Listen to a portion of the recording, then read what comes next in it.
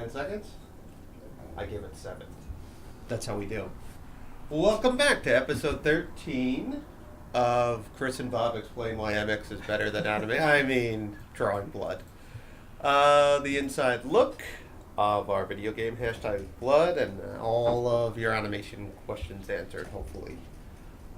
With me as always is Bob to my right, and probably joining shortly will be Andrew, Cody. Ooh, my voice cracked. I'm going through the changes. Andrew, Cody, maybe Greg, if any of them are working. I don't have a lot of faith for Cody. So, we're going to start animating the intro this week. But first, let me show you, I promised this a few weeks ago, and I'm a month late. Excuse me. The full animatic. So we're going to just start that now. I cleaned up the end a little bit too. Zero viewers, this should be growing. Well. So we got all this. Everyone's seen all this, hopefully.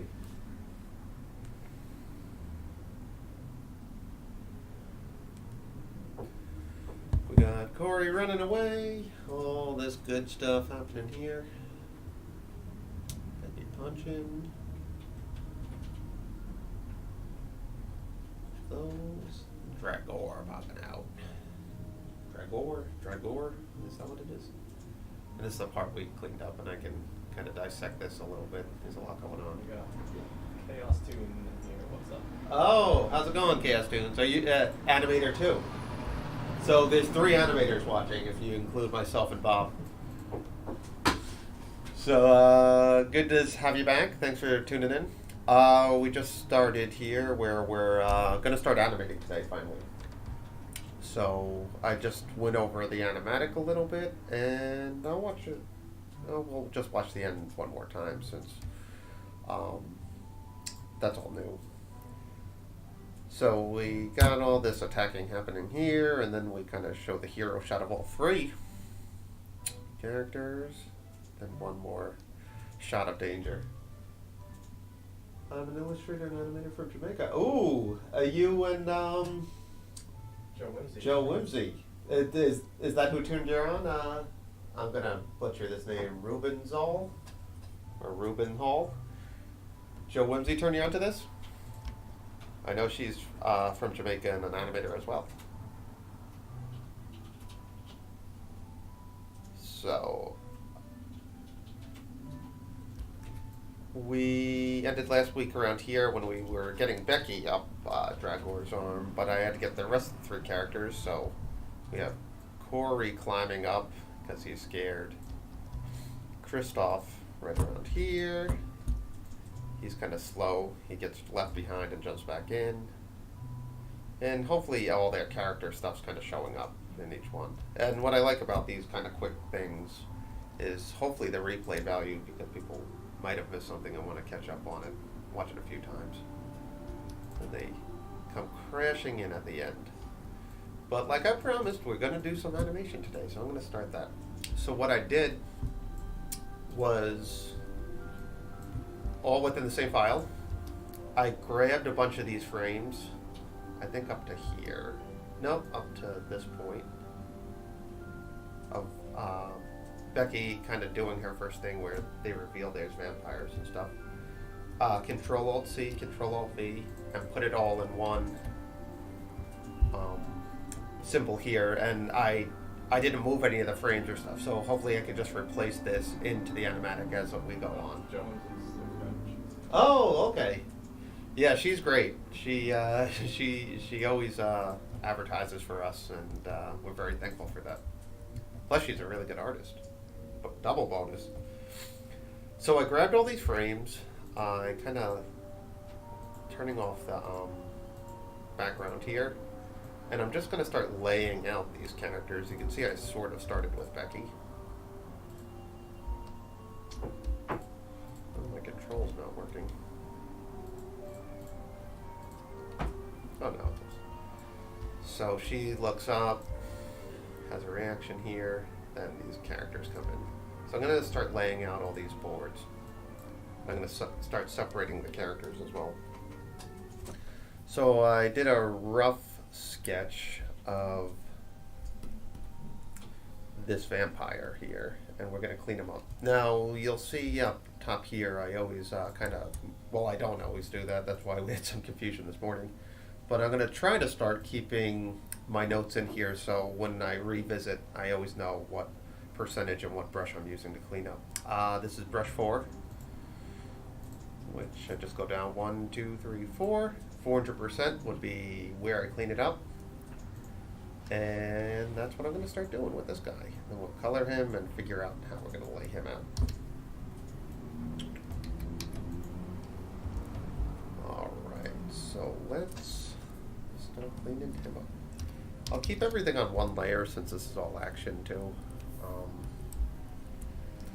If it was like a talking head character, at this point I would separate the head and the mouth and all that stuff, but since this is all action and really quick, we don't need to really get bogged down with layering issues since it's all going to be on one layer at the end anyway. So now I'm simply just going to carefully start inking this. And you'll notice I add a little more detail as each step goes forward. So the boards are really loose and, pretty cruddy at points. And this is sort of the part where we're going to clean it up and make it look pretty, because this is the stuff that will be seen by the majority of the people playing the game.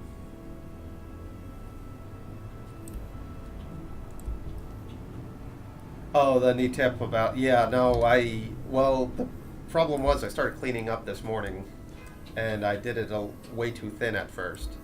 So I had to open up old files of other animation and kind of match that line weight. Where I kind of have the sprites memorized because they're always registered in one size, and these intros or the animations, the size varies of the characters, so I'm all over the place in terms of cleaning it up, so I had to start being more organized. Which is tough when you're always in a rush, but I find the more organized you are, probably the more time you save, and at the end of the day anyway, I'm just always so go when we get to the studio. So I'm just going to do simple teeth for him too. It's a cartoony style. I give him a kind of a collar here for the shirts, and they're going to be in traditional sort of vampire, like kind of fancy clothes. And I think, kind of some of these underlings won't have the jacket, but they will have like kind of a dress shirt under it. Also in the game, when a character gets infected, we haven't really discussed that as a group, but we'll probably make it look like just a vampire version of the character, just a little more pale, a little more ghostly. So their clothes will remain the same, but all these underlings won't.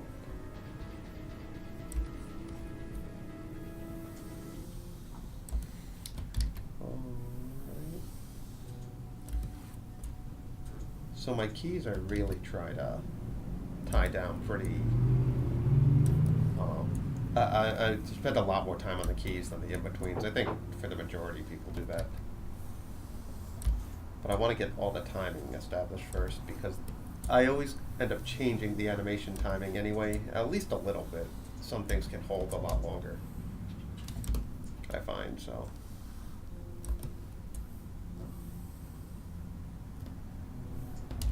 So this is where it cuts off. And you can see my rough I drew through to keep the line of action kind of accurate.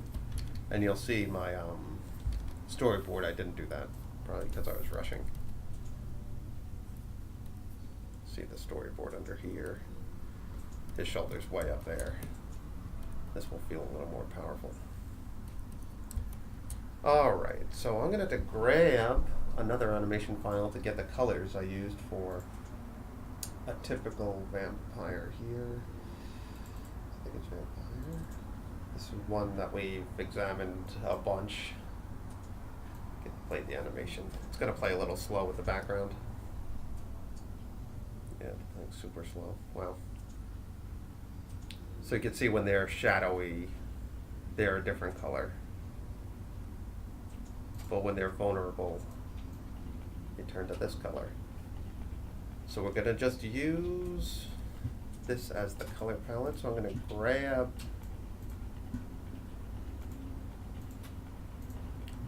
vampire here, copy, paste. Oh, it's almost the same color as the back. Well, the skin is the same color as the background, so I'm going to change my background color so I know I color him up. And I always do don't close gaps, so especially with these newer ones. Oh, or the keyframes, because I want to make sure everything's really tightened up here. Behind, there's a little gap there. Anywhere else? We got white teeth.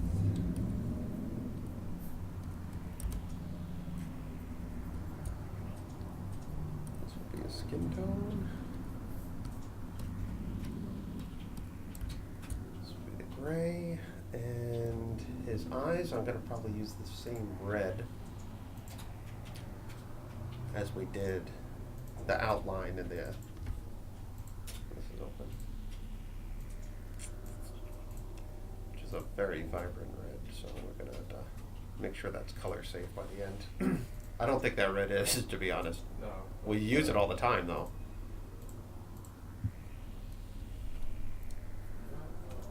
No, it's not. Bob's telling me. It's okay. Alright, so we got him there and he comes in, so we're gonna time him out, but I wanted to get that keyframe, since this is sort of like an in-between motion of him kind of coming in.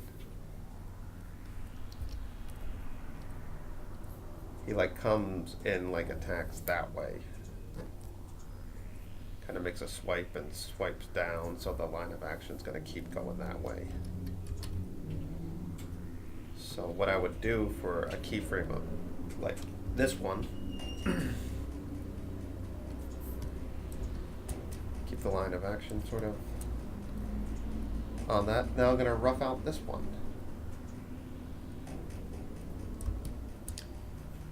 So to give it more force too, I'll turn his head with the line of action. They have such pointy heads that it's a good use of kind of playing with the volume.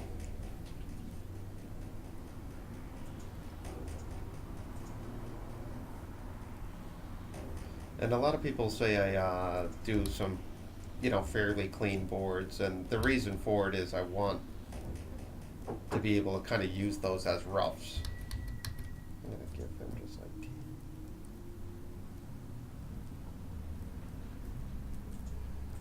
I feel like my boards are always pretty ugly, though.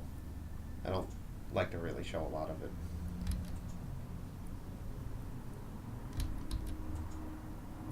So we're going to have a nice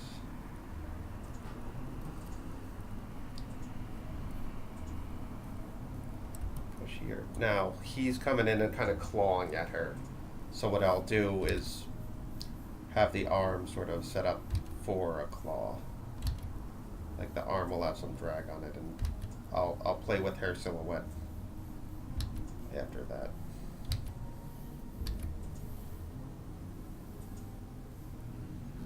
This is the fun part of animation, where you get to really play with the extreme drawings.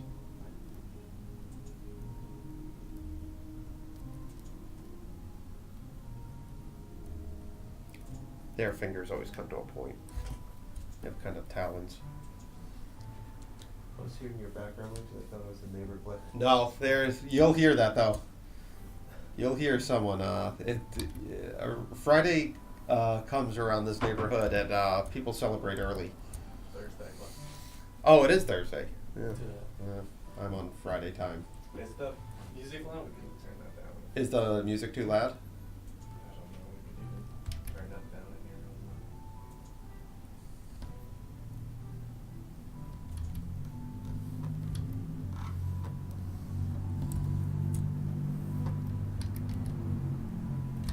Probably.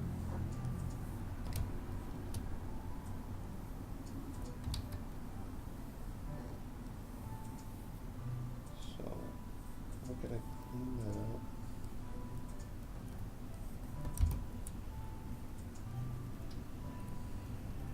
Yeah, just let us know if the music's too loud. We set this up pretty late. No, it's not too loud. It's just trickling. Okay. Okay, good. I know we've been doing this 13 episodes, but I feel like we're still learning the little ins and outs. All right,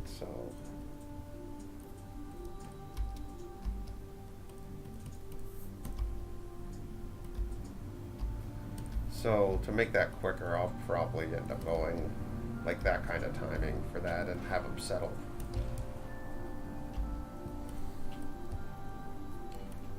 So let's clean this drawing up, and then we'll work on his anticipation from coming in.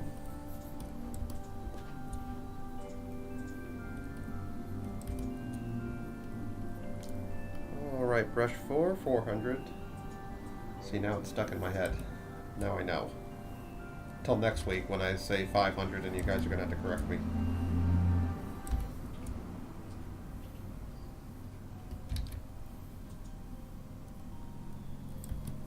And thanks for joining us on a Thursday. I know I'm out of town again tomorrow. Family trip.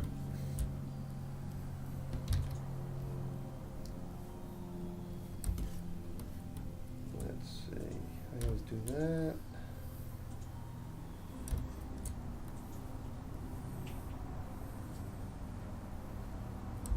A big wide mouth. I got big teeth here.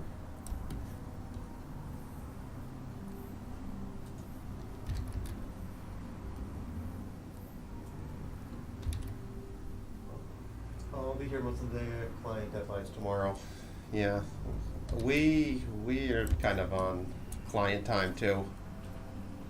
But we have to get blood done somehow, so we have to kind of chip away at it while they think we're working on their stuff. Which Bob actually is, so to be fair, half the studio is. Not well done. It's a tough project. I feel like this year we've had just tough projects. Projects are getting harder and harder. Less and less money. Not a good combo. Let me kind of round out that a little bit.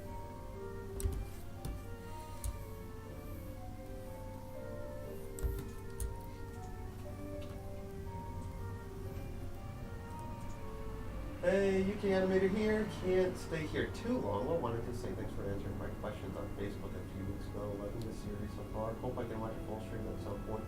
Cheers, guys. Well, the good news is and thanks for joining us. We post all these on our YouTube page too. So if you guys miss one, you can get the whole 2 hours on YouTube anytime you need. Can't answer questions there, but we can. But if you do post questions in the comments, we'll do our best to answer them. And if you guys have any questions about animation, it doesn't even have to be about blood or just want to know a technique that we use or anything, let us know. We'll stop and try to show to our best of our ability how we would approach some of those problems you guys might be having, or just curious to see how we do it. And it's always project contingent. Like we would approach things differently per project, which depends on the style and the execution and the deadline. And we try to do things as traditional as possible on our own stuff, but as everyone knows that's an animator, that could take some time, so sometimes we're forced to use some of these flash cheats, or sometimes the project calls for those cheats. I know we have a lot of puppeting kind of projects right now.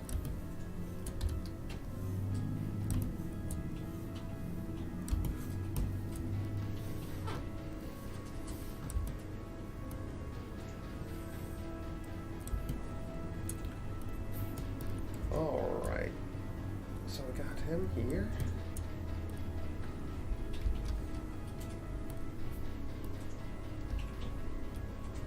So So I'm just I always color after I finish it too, just so I have some. I get very OCD with this kind of stuff. Once things cleaned up, I want it kind of done and out of my life.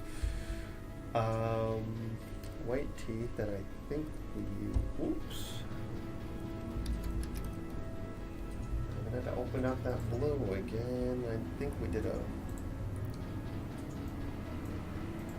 Yep. How will that stay?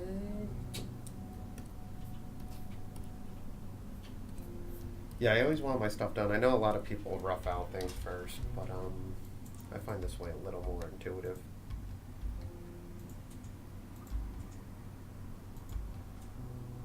Okay, so I'm gonna have him sort of land here while she's in the air. We'll do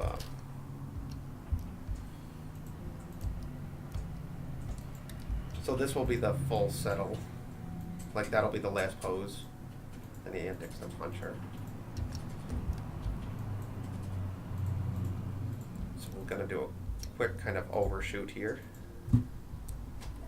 So with the line of action in mind, he overshoots this way. So this this shoulder's gonna shoot that way. Shoot up here. The line of action's gonna go there since he's really winding up. The arm can go up like that. The fist can get crunched down. And his face will kind of feel the effects of that too.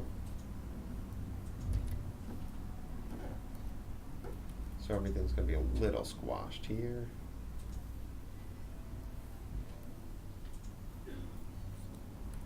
Let's do blue. Blue.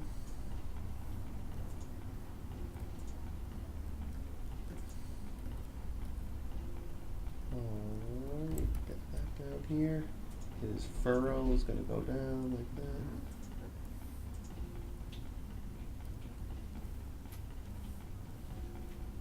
Arms this way.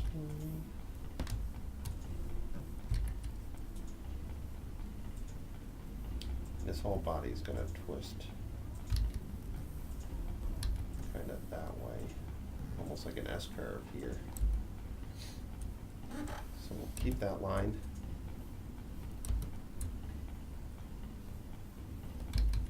This neckline goes that way.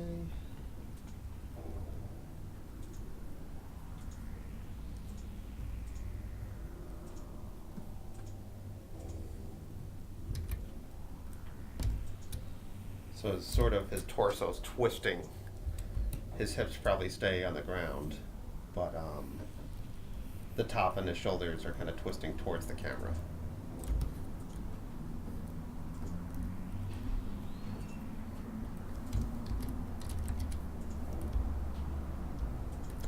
Yeah, so that have a little more force behind it.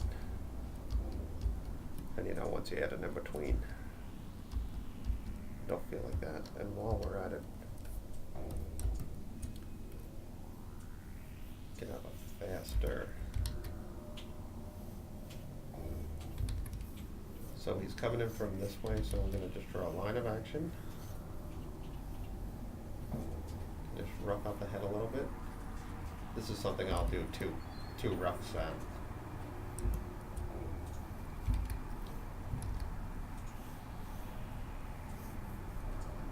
So arms coming up this way. This is all off screen, so I don't have to worry about the hand per se.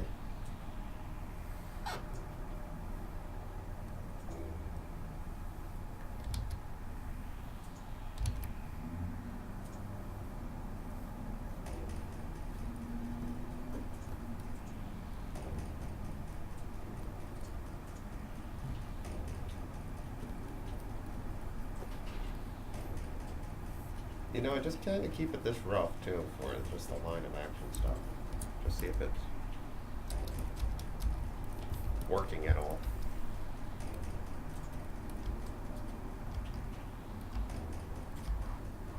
Yeah, and then we'll do kind of a smear frame between those two.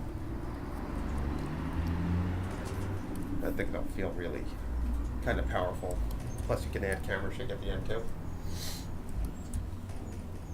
A good kind of it's like the duct tape of animation I find is debris and camera shake. If you're doing action stuff, you could get away with a lot of camera moves and not a lot of drawings.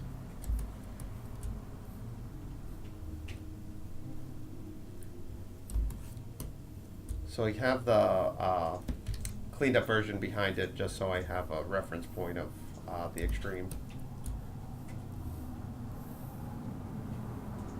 And since its head was coming from kind of the top, that's why the jaw's lowering and everything. And the head gets a little bit bigger because he's coming kind of towards the camera.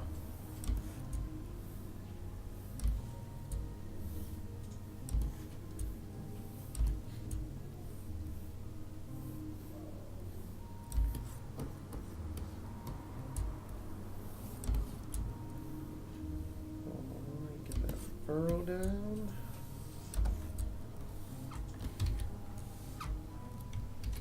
What's nice about MX2, those of you who know Animate, when you hit save, that could be a good time for a coffee break because it sticks at 66% for a little bit and all that stuff, but you won't even notice that I'm saving quite frequently here, and it doesn't even skip a beat.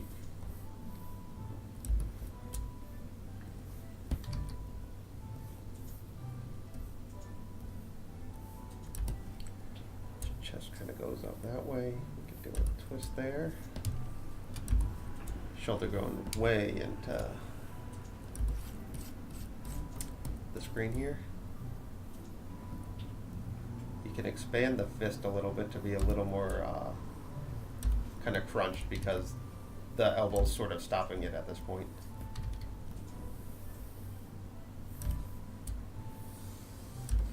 I have the auto save extension trigger script.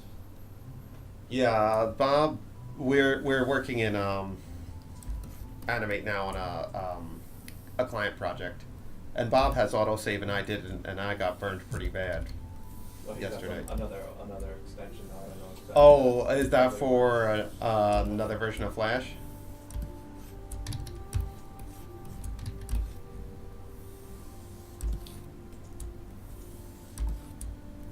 All right, let's see if that looks right. Yeah, gonna twist good. No, I lost something yesterday. Forget what it was. Couldn't have been that important. Oh yeah. Can't really talk about it, but yeah, I lost something. But I always hear Bob Kurz. What's that? I lost my dignity. But the good news is that was a while ago. It was designed for the older version of Flash. I know Animate auto sees itself now, but I still run it because I'm paranoid about Flash crash. Yeah, I mean, MX isn't without its flaws. I mean, I just find it the most intuitive in terms of how I like to animate. But with autosave, I always hear Bob, like Bob's in the middle of something and it'll autosave, and that feels a little weird. Like, It's very intrusive. well, it should just sort of know when you let go of the mouse or when you let go of the Cintiq pen. Like while you're in the middle of a drawing, we could do without that. But nothing's perfect, as in life. So I'm gonna do another pass at this because this is really rough, and it's gonna be sort of a smear frame. Gonna have his mouth closed up here.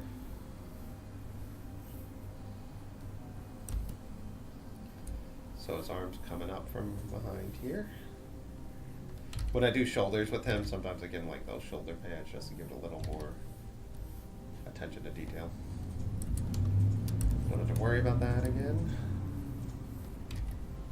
So with Becky, I do a lot more rounded kind of curves like this. With these kind of more aggressive guys, I find like a little bit of a sharp angle helps them feel a little more kind of menacing.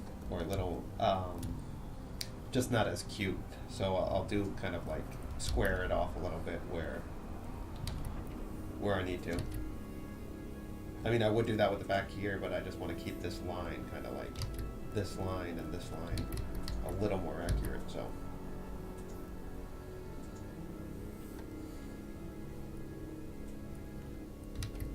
Now that autosave, I felt like I was losing more work with it than without it, but then, of course, yesterday, I finally finished something. And I was so, like, in Animate, I'm just so focused on kind of pecking my way through it that I forgot to save, and it wasn't even a lot, but it wasn't a lot of like what I did in Flash. I just take hours to do something. Oh, another subscriber. Welcome. So yeah, was yesterday's heartache. Oh, is that Hmm? it's the guy we met him at MagFest. He was making a game too. Remember that really cool side-scrolling game? What was it called? Like it was like it was a pixel game that went into side scroll. Like when you attack, he was showing us at. Oh yeah. I don't know if you was watching it. He just. Oh, is it his girlfriend was friends with Lizzie from SVA. Yeah. Oh yeah, that game was awesome. I think it was really cool. I forget what it was called.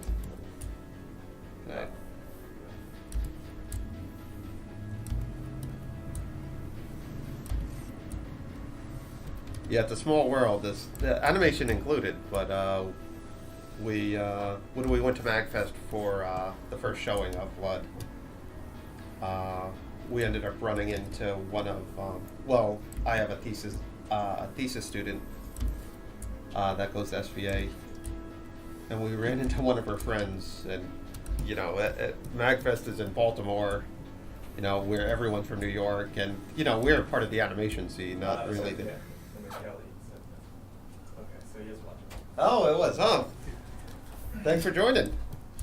If you want to, I didn't know the name of your game, but if you want to throw it in the chat here, people should check it out. It's really cool. It's a genius idea of its, like a role-playing game, except when you get attacked, you're kind of in a side-scrolling point of view all of a sudden. And I'm not doing that justice either.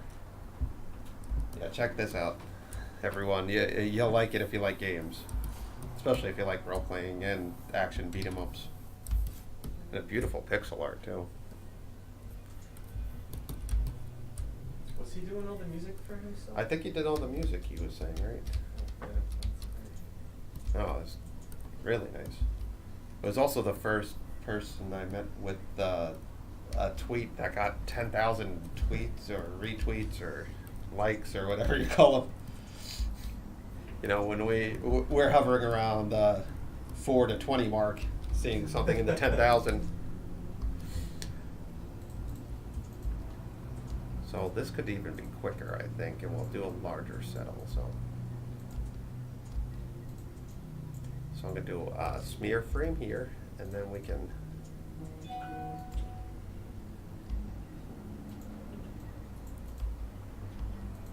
almost like that. It could be even quicker. No, we'll do it on 2s. So I shoot a lot of my stuff on 1s and 2s. When it's an extremes out though, I'll do shoot on 3s and 4s too, depending on the style. So we're just gonna continue with the line of action. Gonna do a smear frame here. Arcs are always important, so the top of his head. Gonna keep the volume.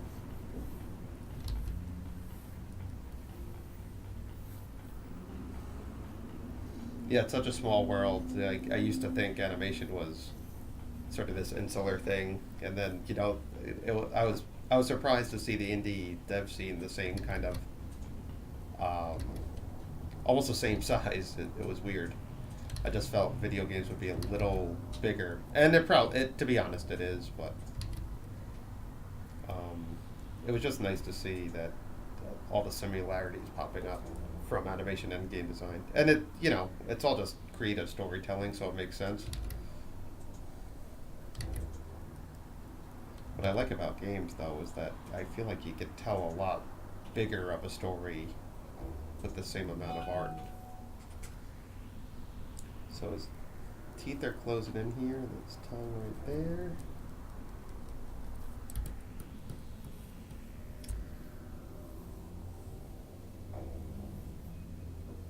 Can kind of get his shoulder going up here. Start balling up the fist.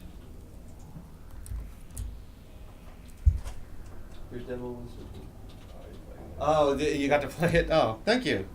Yeah, we're working on a lot more of it now. I know MagFest is far away, and if we're lucky enough to get back in, I want more than just what people got to play last year. But we certainly got a lot more assets and a lot more kind of story ideas going and floating an idea. And, I know by the time, summer's over and stuff, we're going to have a lot more hopefully finished. So we're not in such a crunch mode next December, which that was tough. Remember how much work that was? So I'm going to even do it faster.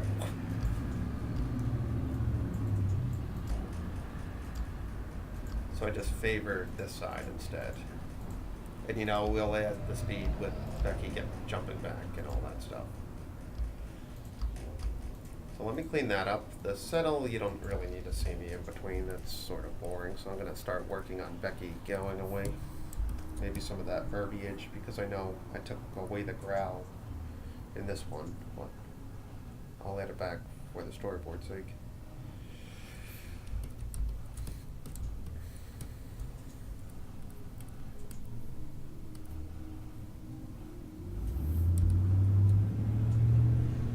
And Pringle, that's his name's Kelly? No, his girlfriend was. Oh, his girlfriend's name Kelly. She was friends with. So, how far are you with your game? You seem like you had a lot done. Are you close to releasing? I guess I could check out the website, but I don't want to mess it up. The stream doing that. God, don't make. I don't touch anything on that screen. I've learned my lesson.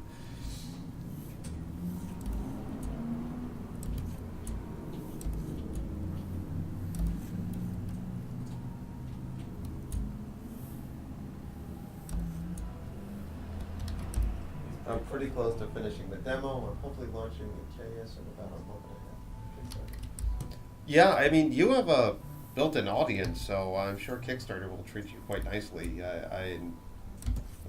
It's incredible, and I definitely wish you a lot of luck with all that stuff. I know it's not easy finishing something of that magnitude. But we can't even finish it. We can't finish it with a full team.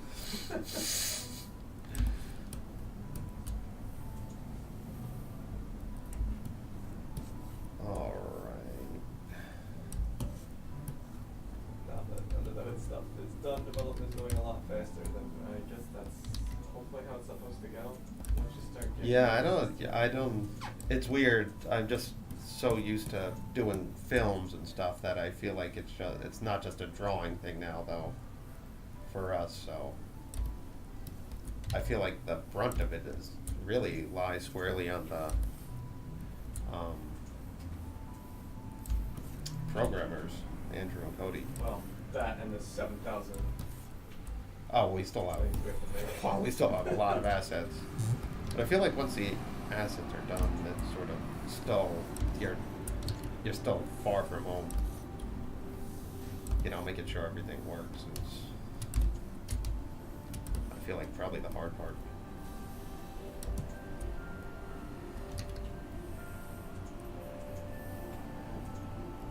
How long will the demo be?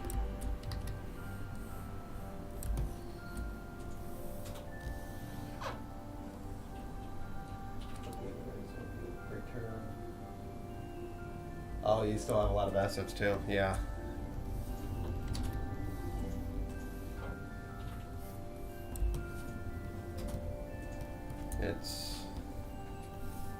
It's tough. You have an idea in your mind and you just want it sort of out there, and it's the hard part about this animation.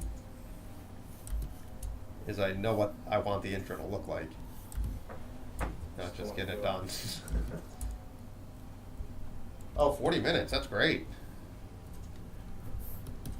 Oh, that's a good amount of time.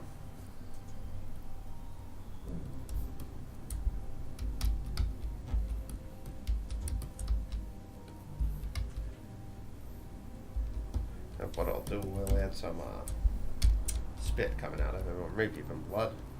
He's a vampire, that makes sense.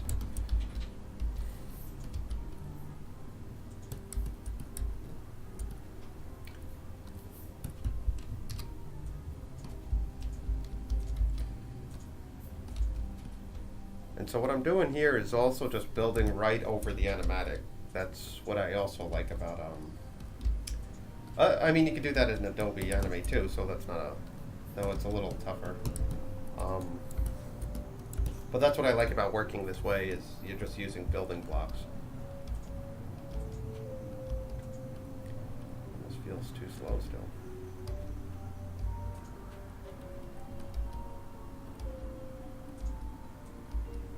Let's see if that looks any better. I'll probably make it like that. And we could do the settle. Now we can work on her. So I'll keep a debris layer up here too if I wanted to add, like when he stomps down on it, chomps down on his teeth, we can add some sort of like spit coming out. But I kind of work the debris around the characters, so I'll do that last, sort of. It just adds a little layer of kind of follow through.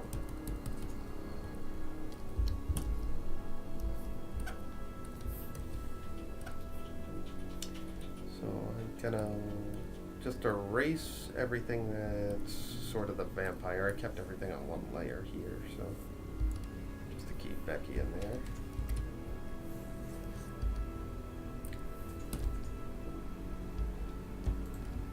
So she'll kind of be hovering in the air as a dodge before she lands here. But I'm gonna clean up the when she lands actually first, just so I get. This is more of an in-between here, and I just want to make sure the proportions are right and the timing's right before I just go straight ahead with that one.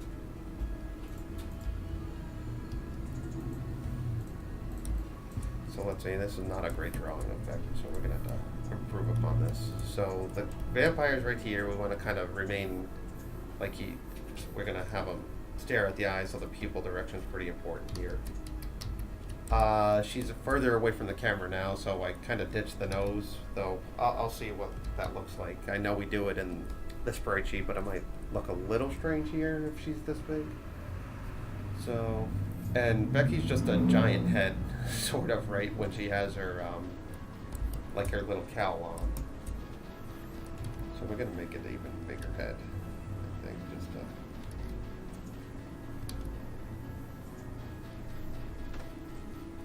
Get a kind of funny, not a funny face here, a little nervous face. And I treat her skull like almost as, you know, her skull's very malleable.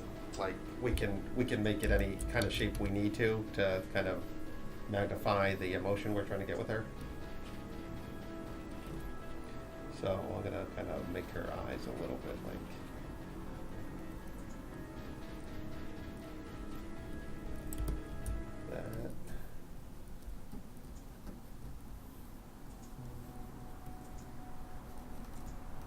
Because right now you're first getting introduced to Becky, so we kind of see almost this young girl kind of in peril before we cut right to her, you know, making short work of this guy. So we kind of want to push the danger here that she's at least shocked, if not frightened.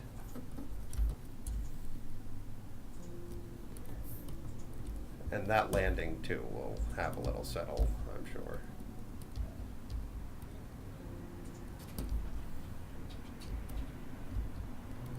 All right. Now the background pops there, but we're gonna worry about the back. Well, Bob's gonna worry about the background last. So the ear's a little high still, so I'm gonna just rough out another one here. Kind of just do circles for the ears. Cut off, then edge it out.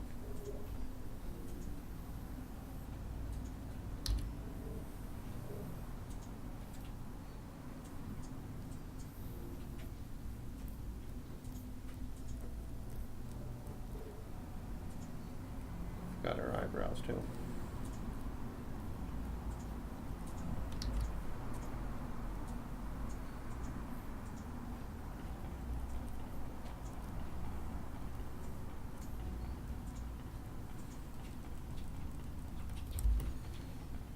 And we'll probably just keep that old teeth for now.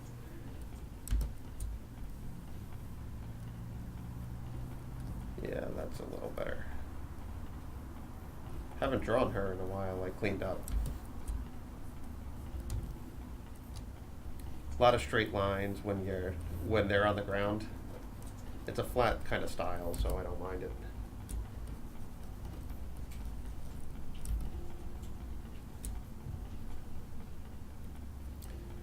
Alright, I'm gonna just push the torso a little bit this way. And maybe even shrink it a tiny bit.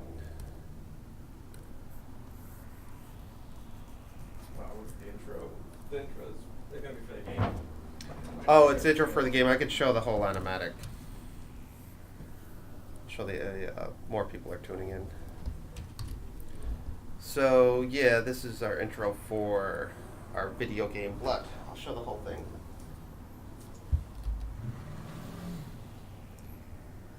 So this is the part I'm cleaning up now.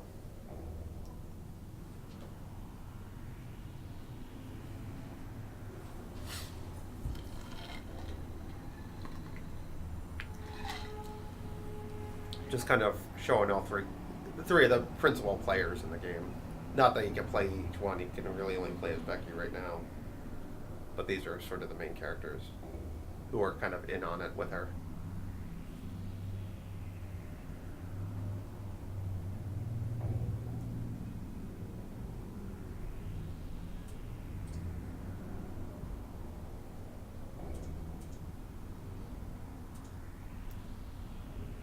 And that'll be around 45 seconds of the intro. Hopefully it helps players engage a little bit. We pepper a lot of animation throughout the game too, since we want it to almost feel like you're playing a cartoon.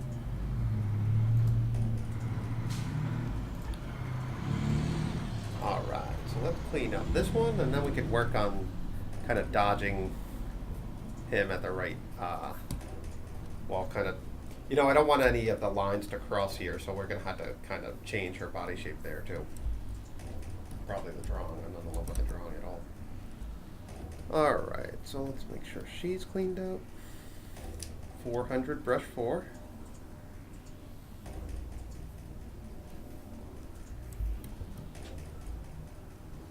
Oh, thank you. I'm glad you enjoy. It's, I always felt like we took a little bit of a risk with, a giant risk. I mean, we're spending all our time. And who knows, we might sell 2 copies in the year 2030. But stylistically, we weren't sure how people would receive it at all. We just happen to be, well versed in this style of animation, so we decided to sort of really lean into this kind of Cartoon Network from a bygone era.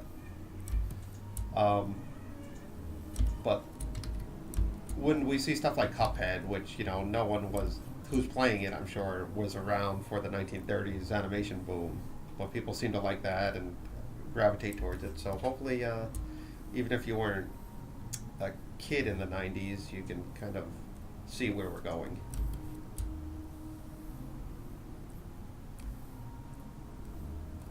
as a kid in the 80s and stuff, but we've done our fair share of 80s cartoons.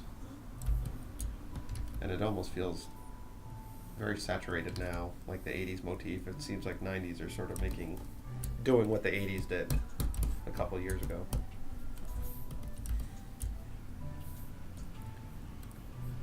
I don't know if I'll add a nose. I kind of like it without a nose right now.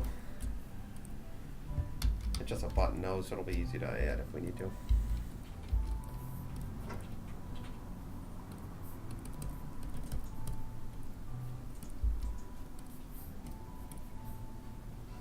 Alright. And each character has a fairly simple color palette. You know, we don't go color crazy. And color is one of our least, I feel like we're not very good at color, to be honest. So we always try to grab a palette that we think would work. Our color theory is not very strong. A lot of people disagree, but I think the whole indie world there's a very much, if you build it, they will come things going on. If you spend a lot of time and effort making something truly great, it will eventually rise up and people will love it. Yeah, it's tough because I agree. I think if people could see if you put a lot of time into something, especially, not every gamer, but I'm sure at least people in the dev scene. But it's tough. You can spend a lot of time on something and it not work. You can spend look at when whoever made Flappy Birds, when it was super popular, got really popular really quick and didn't spend any time on it. And then there's games that take years and stay on the shelves. So it's a calculated risk. But nothing ventured, nothing gained either. So let's see, she's gonna land. I really like the colors of this one. I ask how you guys came up with that selection. I just used kind of the Flash palette for Becky, which we've kind of, just these colors here, the 256, whatever that is.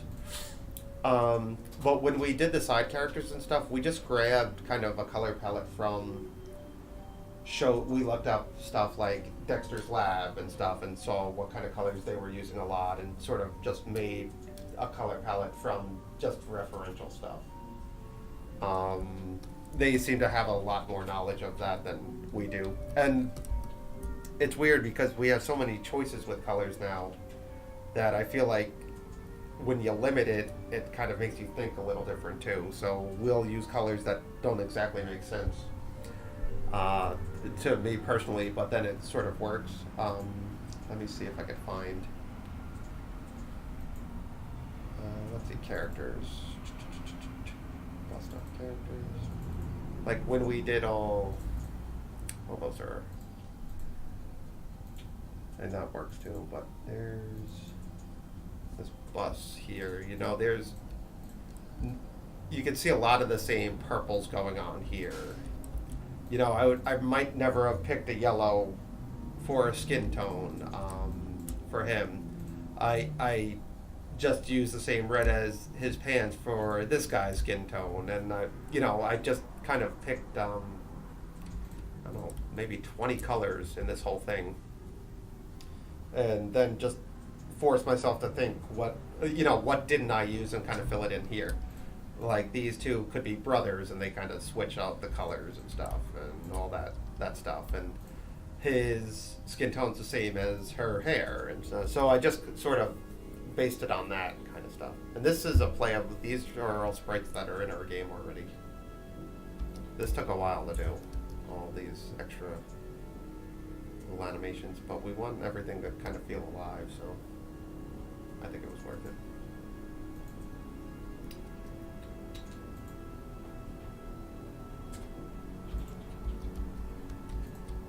So let's see here. She's gonna land and kind of do a settle. Oh, thanks, and good luck with the demo. Let us know when it's out, and I'm excited to see what you come up with in the Kickstarter and all that stuff.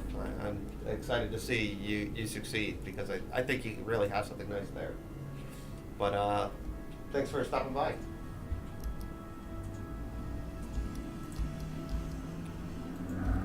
Let's see here. So she's gonna land and kind of squash and stretch to make it feel a little more impactful.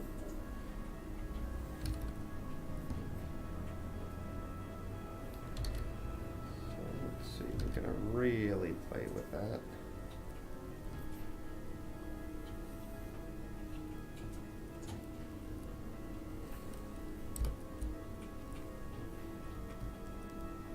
How's that coming, Bob? Bob's been quiet, so yeah, I know he's in it deep.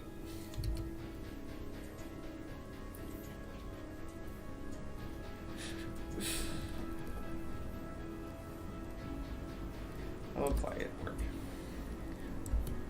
So I always do secondary with her buns and stuff, and since she's coming from stage right a little bit, I'll kind of have the buns follow through with that. And then the second in between, the buns will overshoot. So it's just a little secondary here. She doesn't have a lot of hair to play with, so anytime you can get a little more life out of it, I try to play it that way. And I did it with the antic over here too. You can see when she antics and then her hair, her buns right there, kind of overshoot then settle. It just gives it a little more life. I did the same thing with her mouth too. You see her mouth overshoots and settles too. And just, you know, basic kind of principles of animation we're just using there.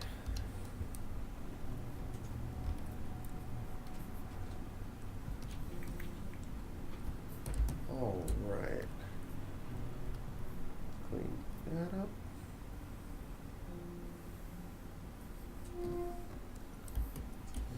I'm excited to be animating her again, though. I was a little worn out on doing the boards with her.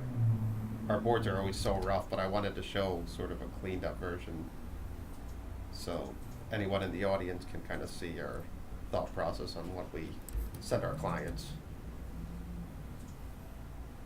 But if it's just a personal project, we'll just keep it so rough. Just really blocking out staging and all that stuff. But I find the better you kind of show your stuff to client work, the less problems will happen at the end. If you could kind of force their hand to see what, you know, just each step looks a little bit better, but not like, so there's no surprises at the end where, oh, I thought you know, if you just block out a shape or something and they thought the character was going to look a certain way and doesn't, so we'll really clean up client workboards. It takes a little more time, but I think at the end it saves that surprise factor that I know plenty of animators hit that wall pretty hard.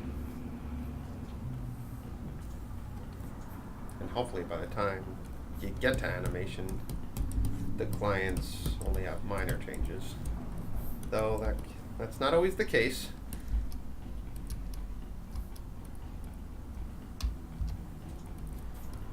So what I'm going to do here is something I don't recommend too many younger animators to do, but I don't need to rough out this since everything's sort of so close, but I'm going to overshoot the bun so we get a little bit overshoot here. Then we're going to work our way back and kind of get that middle pose of her dodging. And it's really just about the volume of stuff. Not so much the shape, but it just has to feel like it's the same. You know, you don't want it to feel like water. Like, and this is a super rubbery style, so we get a lot of swatch and stretch. That's why we don't even have model sheets for her. Just sort of whatever looks good is our motto.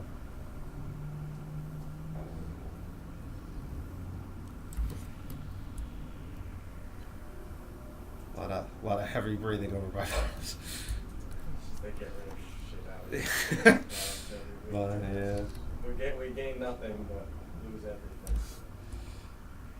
Bob's working in the new CCs. Not Flash though, or Animate, right? Yeah. Oh no, you're doing Photoshop. Yeah. After Effects.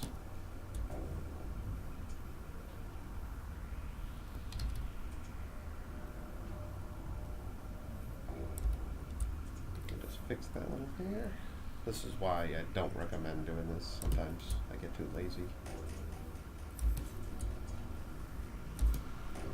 So the direction of the buns are going this way, and they settle that way. So we're just gonna overshoot that way.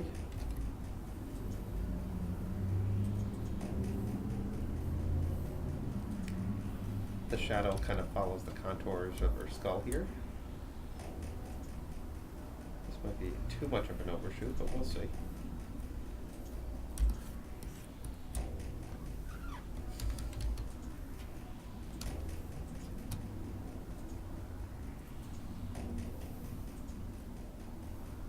Alright, now we can color this and see how we did. Got everything right.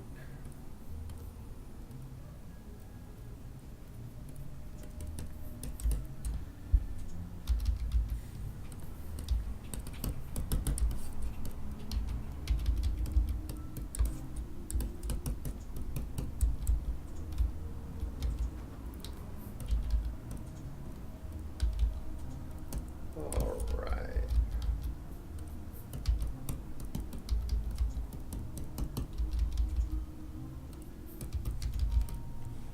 Let's see how we did here. Just winging it. Yeah, that works. And now I have to get rid of that line. And I pushed it forward. So I like how she kind of hovers in the air almost there. So that'll be kind of a giant ease out. But what I want to do is make sure there's no kind of overlapping line here. Though that one could be okay, but then the next frame we're gonna have to change it. So let's see. You see, this is not now. This isn't the bottom of her body here, even though it looks kind of cute and stuff there. I mean, it's close, but it's not. So we're gonna have to account for that with this in between. I would say she's almost on the same plane as that guy here. So I would almost say the bottom of her dress here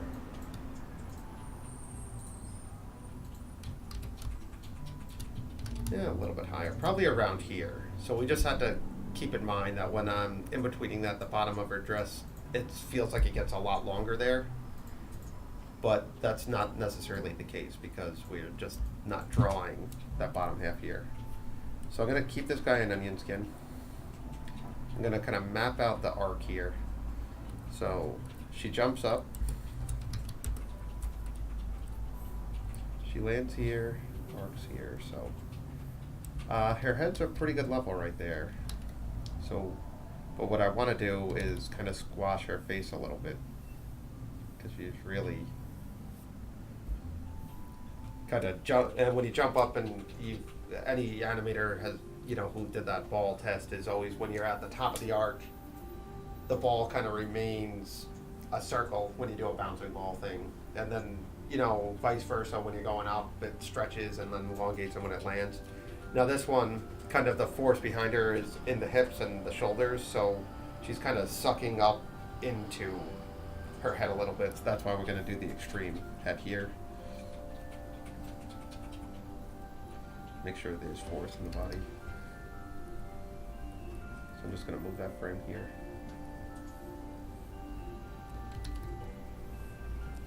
So I'm going to keep that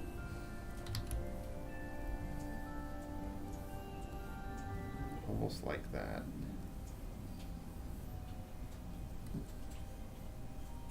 So we just want to kind of feel, almost adjacent to his dodge.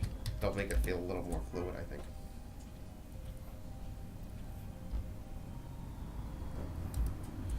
We could push her buns forward, I think.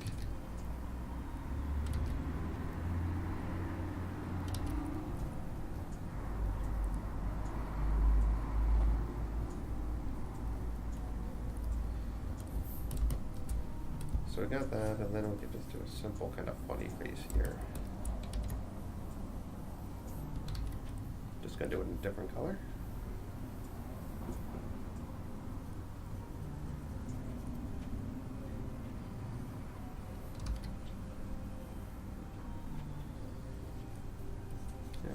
go all the way to the edge here.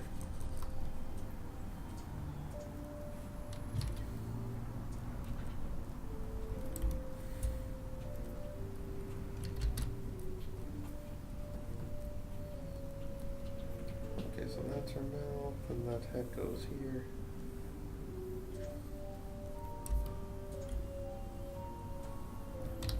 And I don't want it a perfect circle, her head. Her head's, you know, it's not exactly a triangle, and it's not a circle, so we kind of round the edges. You know, that's an extreme version of her head shape.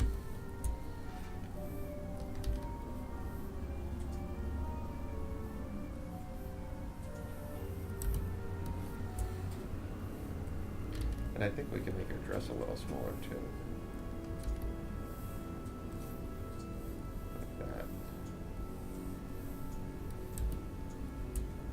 Alright, so I think that's safe to say we can clean that one up.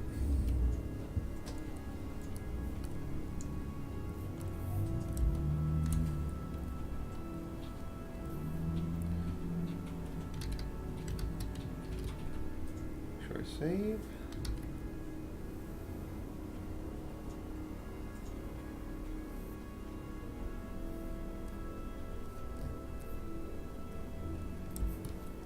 Her eyebrows too, I always do a lot of extreme stuff with that. And when she gets super angry, I don't color them in pink either. I'll color them in black to make it look like she has like a really heavy brow. Just want to move that one there.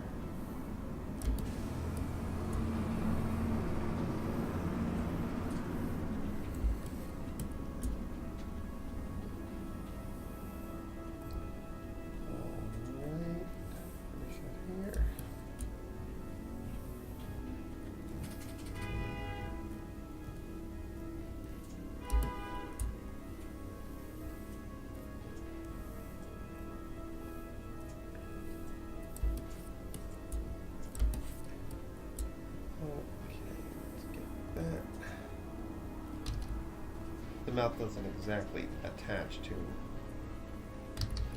the bottom of the jaw yet. We'll say that for where she lands.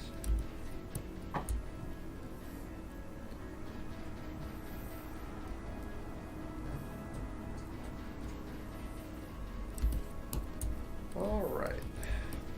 Let's try that. Let's see if that works.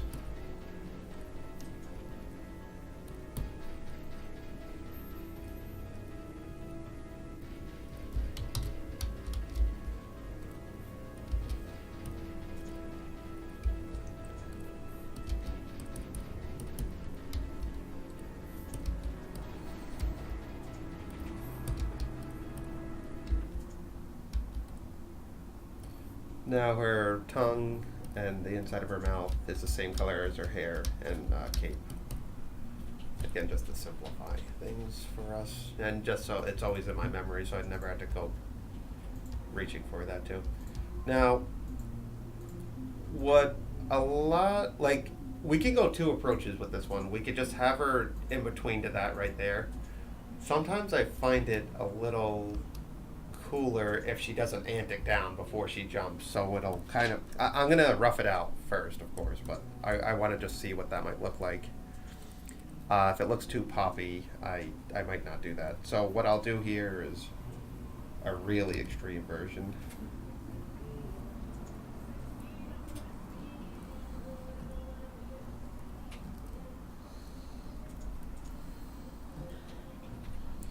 And we're just gonna see if this works at all. It might not. You know, that's what's nice about, you know, oh, yeah, there's Riverhead. Big goal, good drop. I knew. I knew they had it in them. What's nice about, like, kind of modern animation is, you know, when Bob and I were coming into the fields, we just had these things called lunch boxes where you had, you know, and we were lucky compared to what people used to have to go through to get stuff seed. Where, you know, you do it all on paper, you'd bring it to this camera setup and these super expensive things that were just pretty much a digital camera from what I could tell. And then you would shoot it, and if you shot it out of order, you had to start over and stuff. And you know, before you even had your timing ready or plotted out, you know, you were, it was all just guesswork. Now, if I don't like this little antic, yeah, I mean, while I was talking here, I could just change it again. And you see, I kind of feel like it, like that works. It's just sort of a nice little antic she did, and I can favor it into this one too. Like I'll do one in between there just to get it there. And I'd probably want, I might,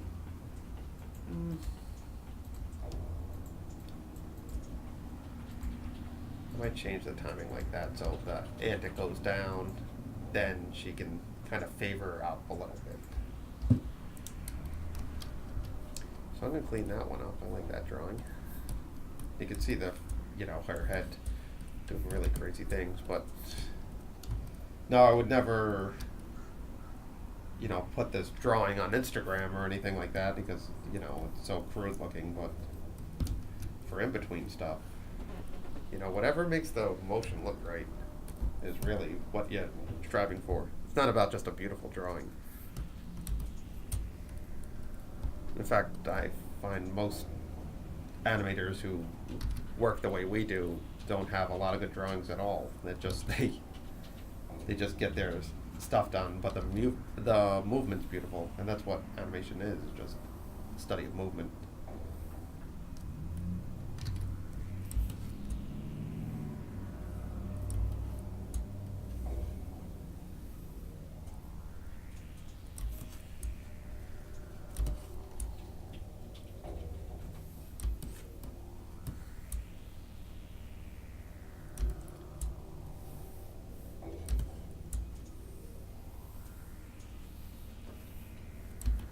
So her ears protrude out.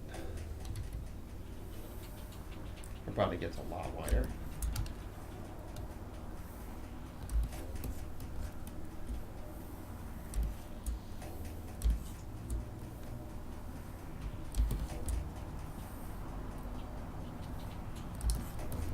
Then we stick that.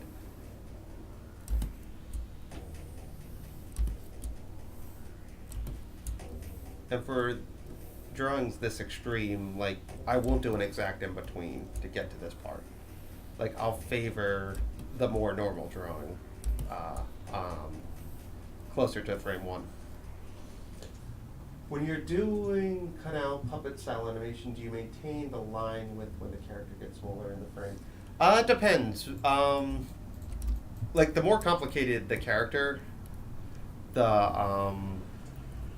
the less we'll change the line weight. So we'll just take a complicated character, say, and I just scale him or her to whatever the scene calls for. Now, if it's a more cartoony character and doing puppet, I try to keep all the line weight the same. I don't want, like, one character look like they were drawn big and one was drawn small, and then I just scale them thusly to get them to feel the same size. I always find that a little jarring. I doubt it matters to the majority of viewership, to be honest. If you watch old Flash animation that made its way to television, you can tell when they did all that stuff. I never heard anyone outside the fields of animation complaining about it. So it's, you know, it depends on the character and stuff. Now, a good way to do that puppet stuff is you can have no holding lines, which always, yeah, that's right, KS2's beat me to it. Yeah, without holding lines, then you can scale thusly and nothing feels like too out of place. Like if, I feel like Samurai Jack should have been done in Flash almost because it would have been perfect for it. So what I'll do here is just favor that frame, or favor this frame. So we're a typical in-between, you know, the eyes would be around here, say something like that. I'm just gonna start indicating that she's lowering a little bit, so I'm gonna favor all these lines.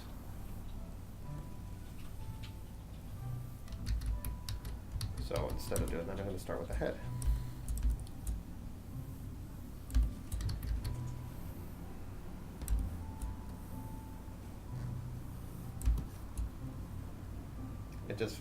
Now this will do the same timing as if I did a regular in between, but this is going to feel slower because it's going to be closer to the top of the poses.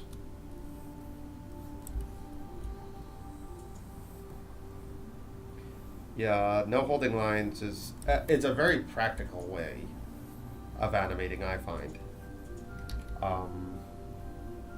Especially if you go to series or something and it's a low budget kind of thing. I don't know why more series that want to save money don't kind of design their characters in a way that makes it efficient.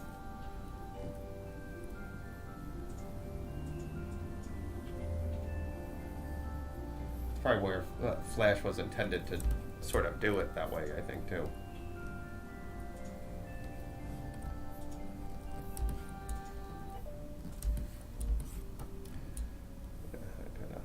Her hair again is secondary, so I'm going to really favor the hair. This is almost a trace back at that point.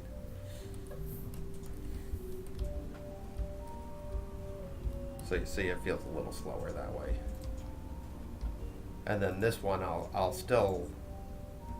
favor the down one, the lower pose on that one. I'll show you what that looks like.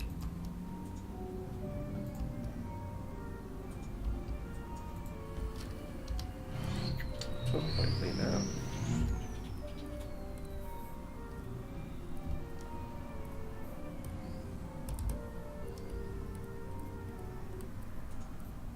Trying to think of what's a good show that does do that. No, I guess Wildcrats. Oh, another subscriber. That doubled our ones last week.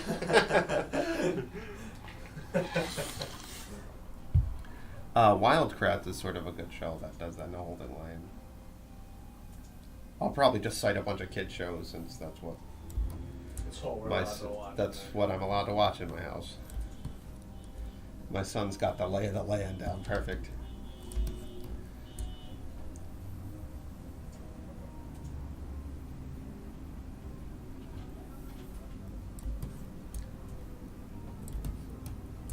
Those old Esurance commercials too always had the really good no holding line.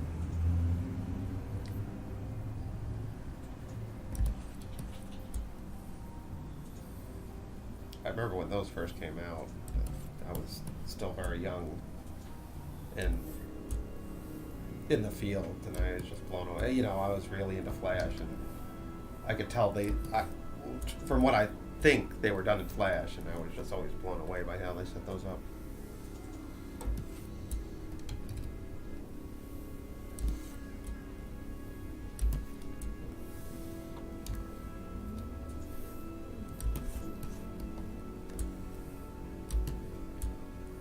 Favor the hair, like I said.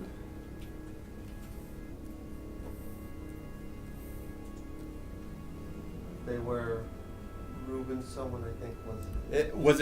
Is that the name of the company, Reuben, or was that Bob was asking the other day? He did those early for you. Oh, okay. So it was just one person. I was wondering if it was just one person. Pioneer.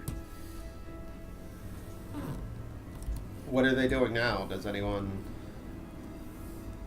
know what they work on now?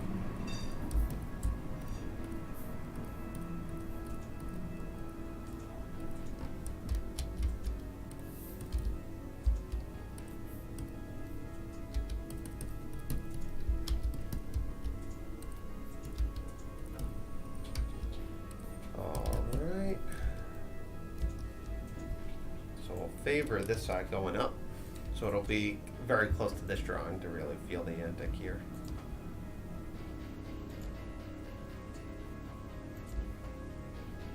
Yeah, that works. So I'll still have the other one up there because I need to know the direction she's going to be moving up.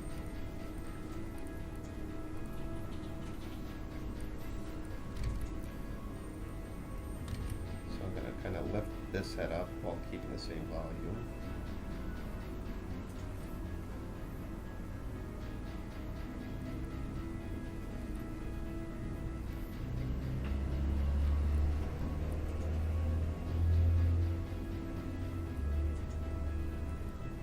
just keeping the eye line kind of on the eye on the prize here, which don't want to get.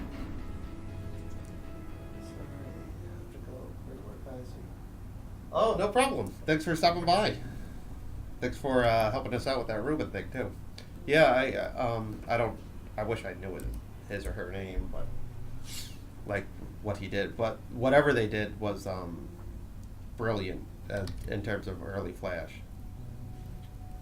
Or it wasn't even that early, I guess. Flash has been around for a while, but I feel like it kind of set the groundwork for a lot of modern work that you see in Flash now.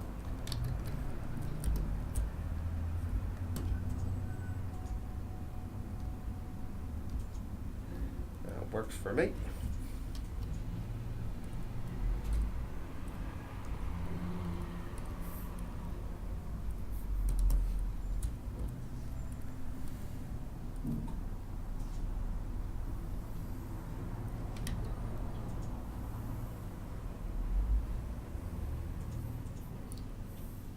All right.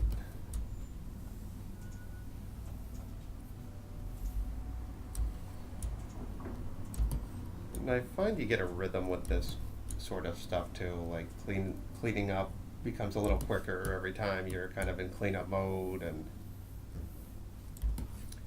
and yeah, I still find myself surprised by how much our studio gets done by the end of the week. Just, two guys plugging away 8 or 9 hours a day and a lot of nights. But you look back from Monday to Friday, and it's just like, wow, we kind of accomplished a lot. Animation's kind of mysterious that way, I think, because it can feel overwhelming. It's like, oh gosh, we have, I mean, the task at hand of making this game seems gargantuan, and it is. But I look back at what we did within a year, and I'm like, oh, okay, this is how it's done. And I feel the same way about film. You just keep chipping away at it. And the thing that always bothered me with it is when I would stop and think about it and not be drawing, when I could be doing both. And that's just sort of a holding pattern that I don't like being put in. Did I color the eyes? Nope.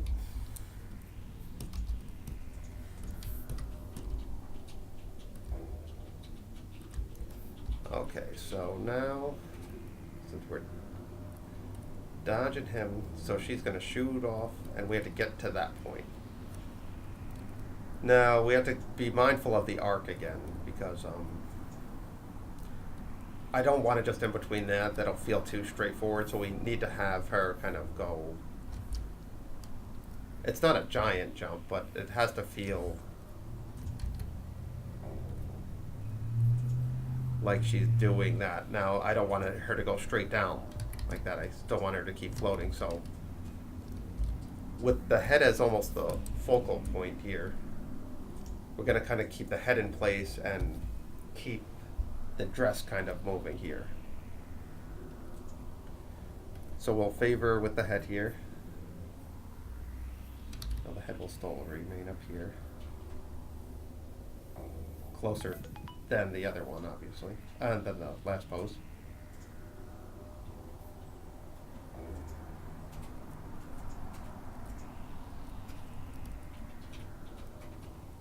Ears coming down though. And then the body is coming from this way to that way, so it's kind of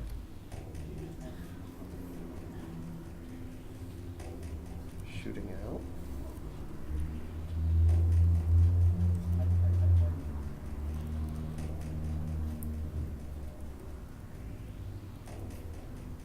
So the hair can kind of start going that way too. And the hair, these buns are really just used to emphasize like kind of the force of motion.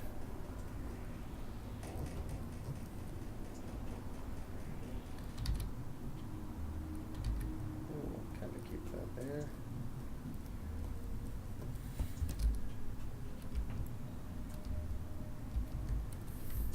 And it's kind of a cute little hop for her. and we're kind of holding our cards close to the vest here that she's even, like, the vampire's in more danger than she is. She's sort of just surprised by this.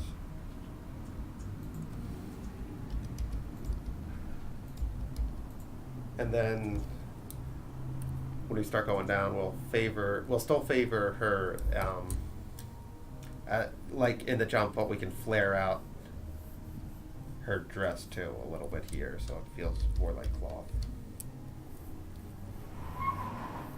Here's another guy peeling out.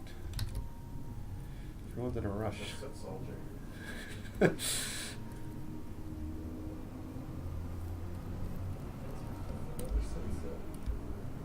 So you see the kind of dress flares out, and it just adds this little kind of tail to it.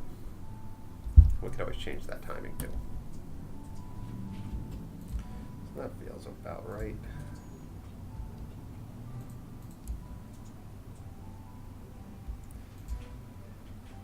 And it looks like he lowers here, but like you'll see the background kind of horizon changes. But we're gonna kind of embed all this animation first, then worry about kind of panning the background last to make that look right. Plus with all the effects and stuff, we'll be fine. All right, so let's clean up.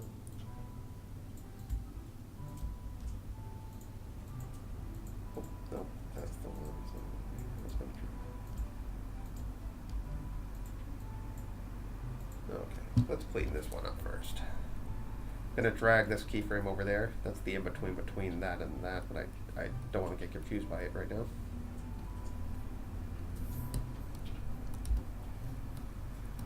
Mm-hmm. 400 brush 4.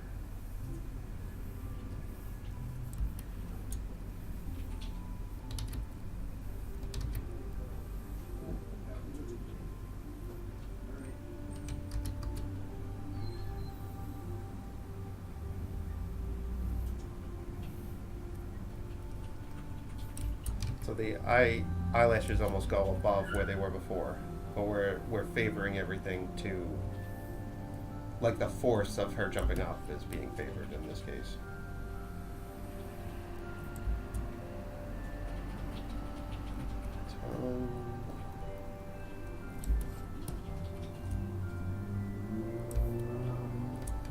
I'm gonna drag that here. No reason for that to be on the other side.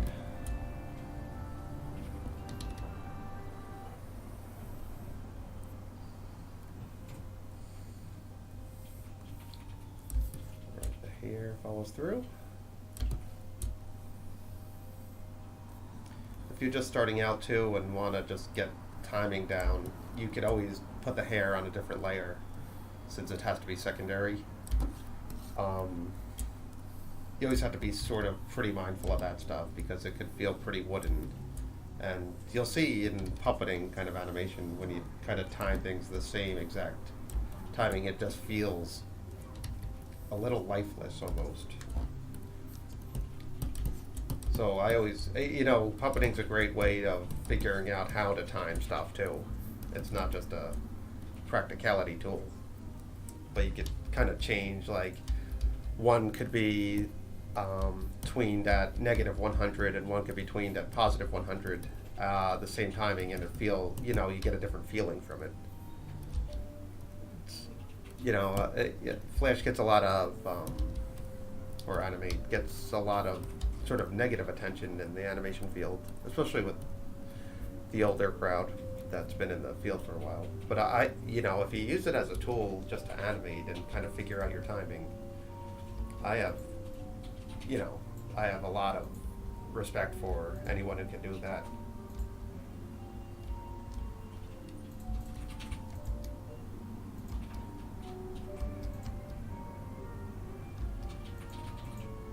All right, I'm gonna have to clean that one up a little bit, I think. And I'm gonna want to keep everything on the same chart too, with the vampire and her. Just so it looks like it's on one sheet of paper. Windsor McKay style.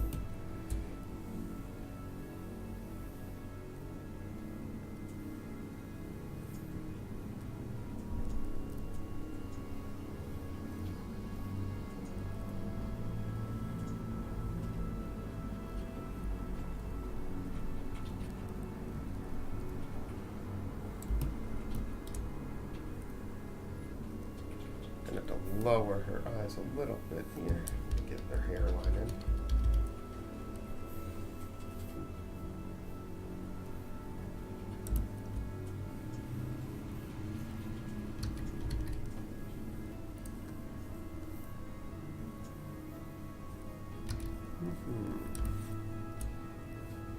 Dress flares out.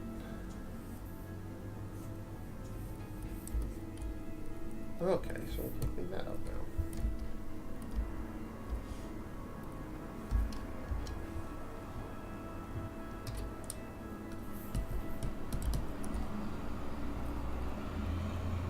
That feels like Friday to me. Not so much for Bob. I think I'm looking to do everything. That's just I've spent about 10 years since I've actually animated my enterprise. It's just. Do you think it's worth it to Yeah. redo everything? Oh yeah. Really? I can't do it anymore. That's taking too long. That's- Can you take the? Yeah. You can't take any of it. Complete redo of a day. Oh.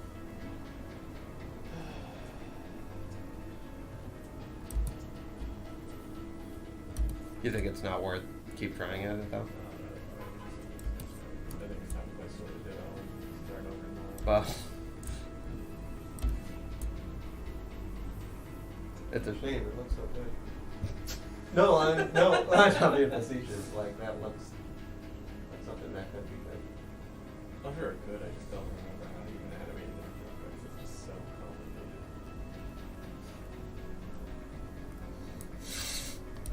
It did sound like it. Well, I didn't think of it. I thought of it as facetious. I know. Yeah, live and learn. Yeah.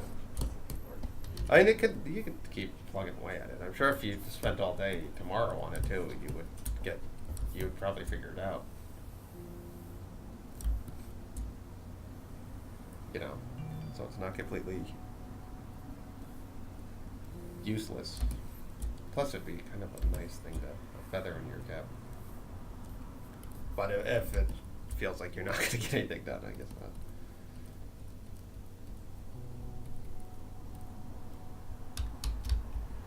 not. All right.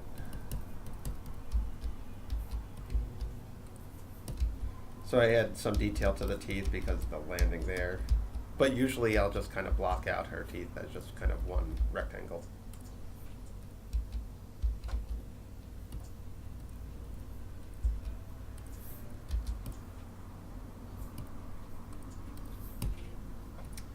Something's going on here. Here we go. All right. So these two frames here will just be leading up to that. So it's a real kind of real close in between. So I can rough out one or two and see what that feels like. We have 26 minutes. So if you guys have any questions about other animation, let me know. I could do a quick lesson there, or I could just keep plugging in on this. Happy to answer any flash questions or how we would approach a project or anything like that too. So feel free, and you know, it doesn't have to be at the end of the Twitches any time. We're happy to show our secrets, if they are even secrets. I don't know.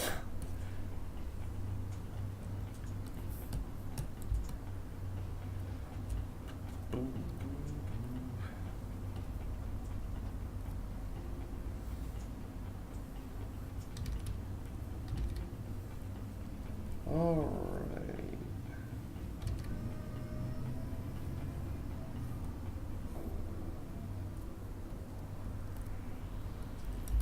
Just get the head shape here.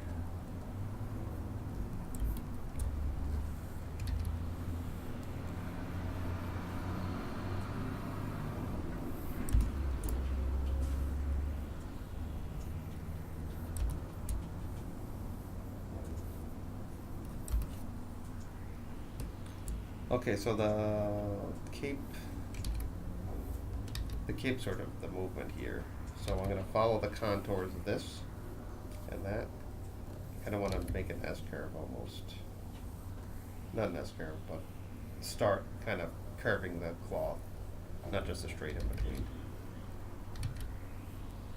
I'm going to favor it that way, since the force of it's pulling it that way.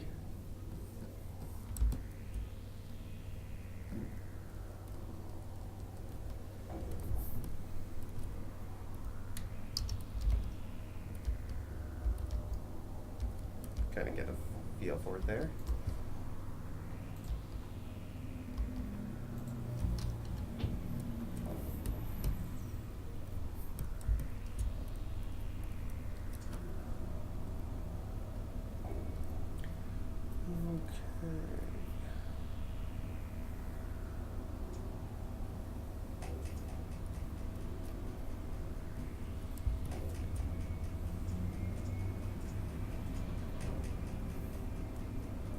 The eyes here, get that.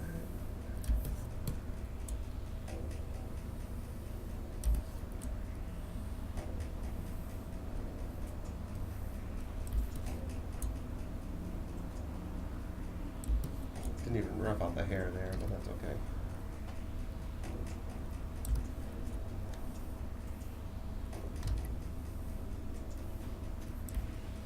That's about right. It's not an accuracy thing on these kind of in-betweens.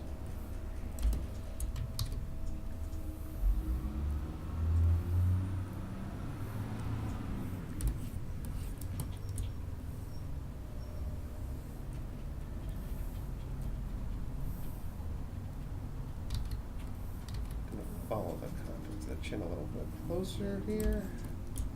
Make sure we get the mouth.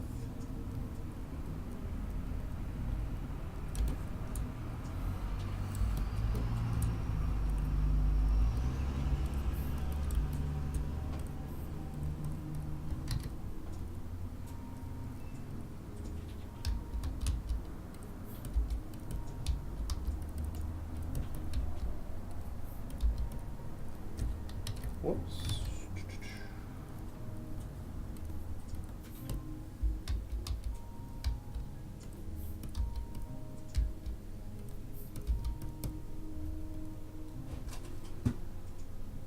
All right, so let's see what we got here. That's good. And you know, I'm gonna, for these frames up here, this is a vampire layer right there. I'll have to slowly in between those and stuff, but that stuff we don't need to waste Twitch time on. So what he does here, you can see from the background, that goes up and down. Then he swings up and we're kind of in the sky at this point.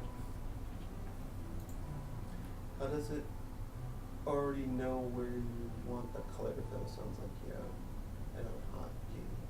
How did you Oh, you might not be able to see my icon, but Yeah. you probably can't see my icon on it, so I just, it doesn't know exactly where I want it to fill. I just use the paint bucket fill and then click right on it. It's just doing it at super speeds. And it might not be picking it up. Well, we debated whether we should put the icon on. I thought it might be a little distracting, but we could try it out on one Twitch to see, so you can see kind of where my mouse is going at all times. But no, I click on the paintbrush right there. You can see that lit up, and then I just kind of fill in where the negative space is. So we antics and uppercuts here. So what I'll do is separate the two boards. So I'm going to just focus on him going up. So he kind of goes, he's closer to the camera than he shoots further away, because he's kind of trying to hit Becky, and she just happens to be further away from the camera. So I'm going to clean this up a little nicer.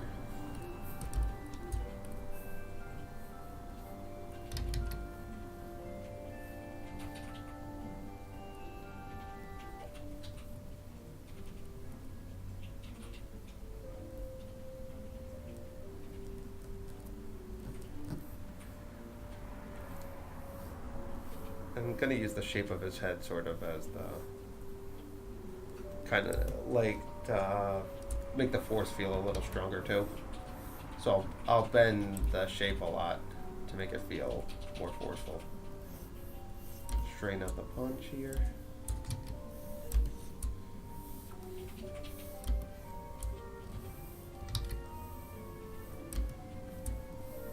And the silhouette's nice, but really, if you're really taking a swing, your counter arm, for balance would move back a little further. So I'm going to keep it like that. Keep it like that. We can add some shoulder blades. His collar. Never added his collar.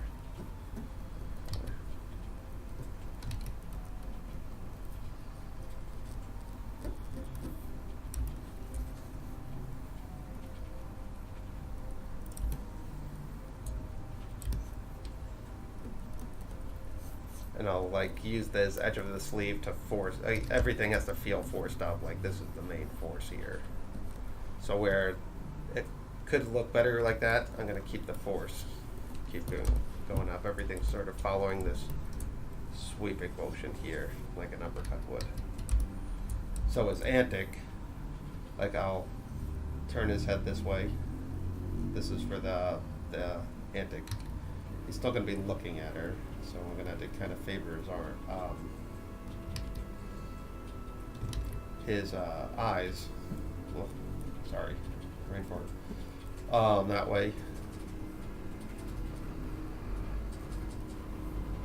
It's going to really wind up here.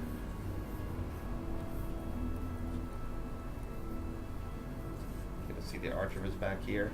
Now his chest is up here. He's twisting that way.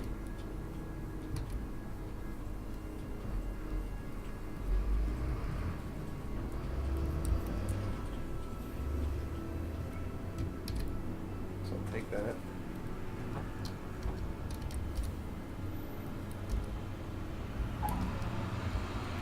So arches, and then we'll always favor that side for a quick sort of blur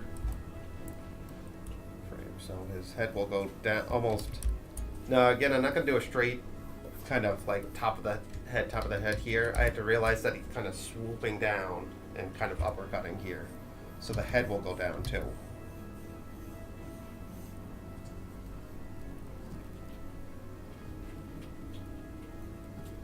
Really into the camera.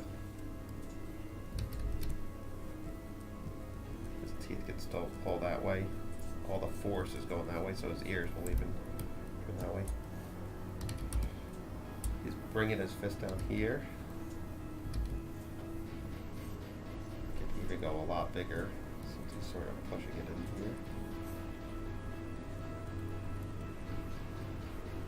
No, that's not a good fist. No.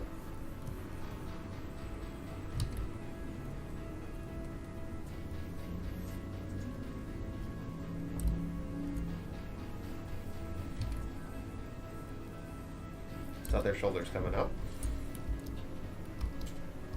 You see that feels a lot faster because I didn't even favor the other side. Then we would overshoot this one to the settle.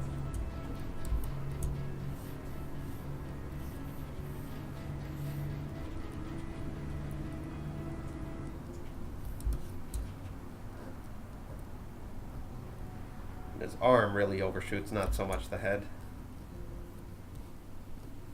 Make it really feel like he really took a swing. Now his shoulder's going back more here.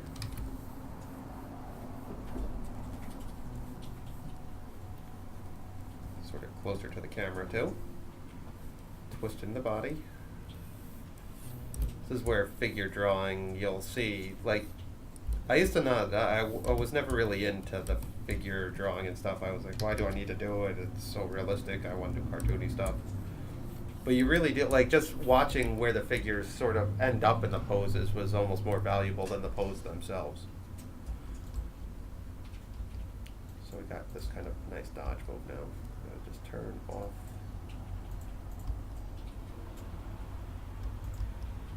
So now we kind of have this weird ballet of fighting. And since it's sort of almost airing on a kid's cartoon. We don't have a lot of, like, the contact part of the punch we never really show. And you can see a lot of her stuff so almost evasive rather than on the attack, though she changes her tune by the end of this animation. Now, I still got some time. Here, I'm going to clean up a few of those, and then I'll show you what I do to replace it in the animatic. And then, you know, once it's in the animatic and we finish that, then Bob can go into his background magic. And then we're off to the races. So I'm going to start with the Antic here, because I like that drawing. We'll worry about Becky after this. We're kind of focusing on not so much Becky at this point, but the vampire. So I'm going to do another rough here, just because I like this pose.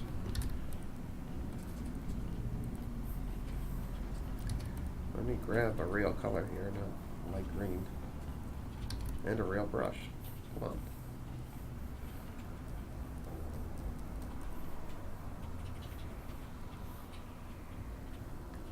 So his eyes are going to still kind of favor that way. His jaw's this way now.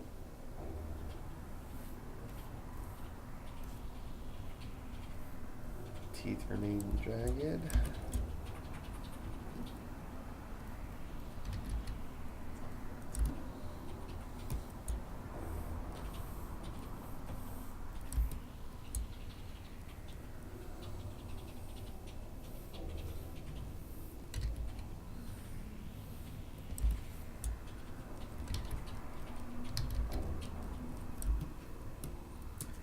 Chest is out this way.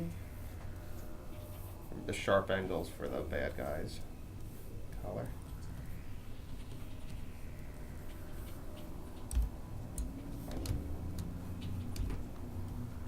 Just get a little shadow there.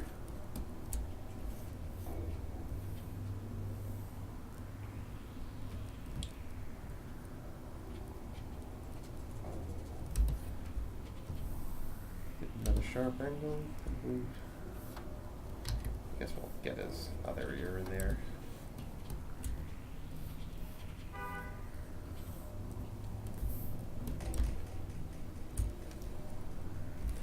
You know, I could even make the head a little bigger since we kind of want to push that he's towards the camera.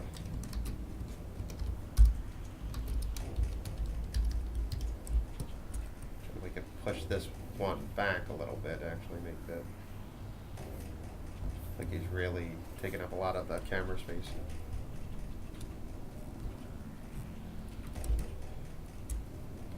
So the hand will get a little smaller.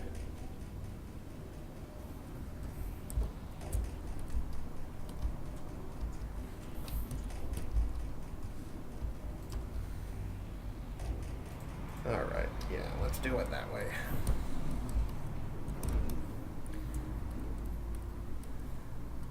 Now the cleanup. The least fun part of animation.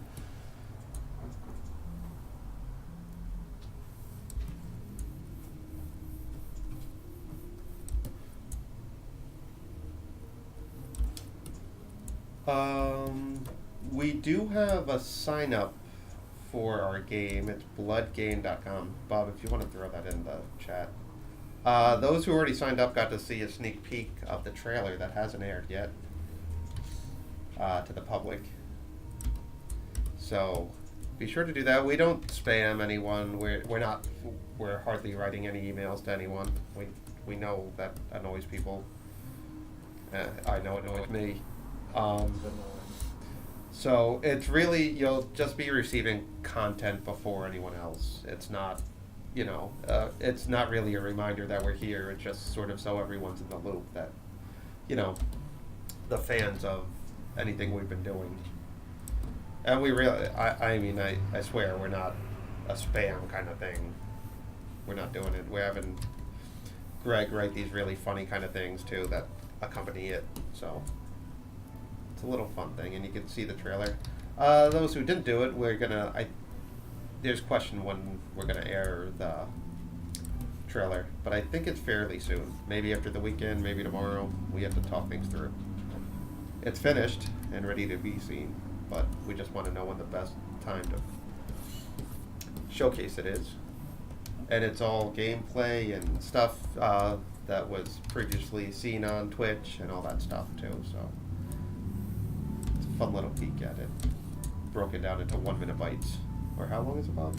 Is it 1 minute? It's last like 45 seconds. Oh, 45 seconds.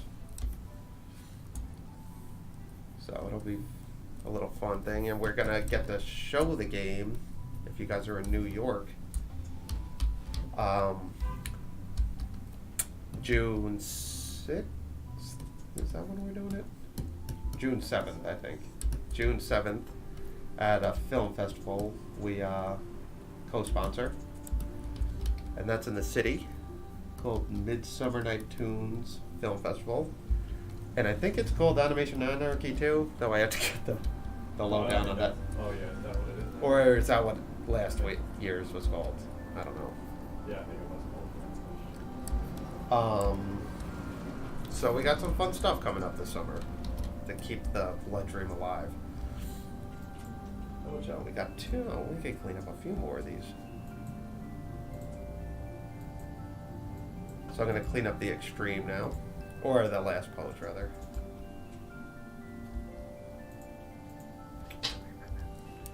I don't even need a referential point for that. I can just clean this one up.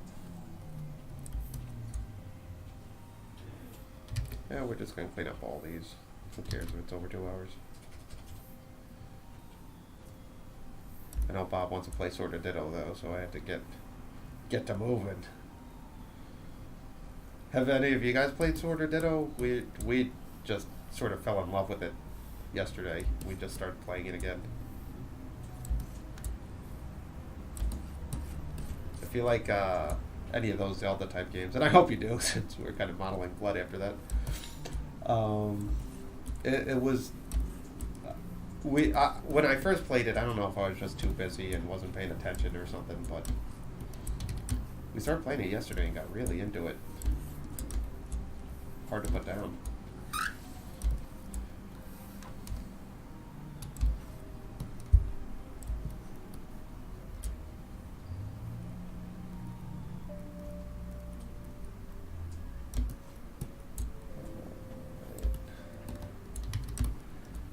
I think I could clean up these too, and we can get something started here.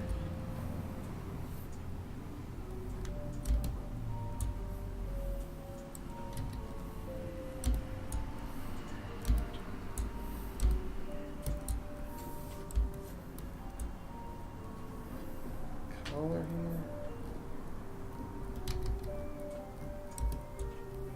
Shadow there.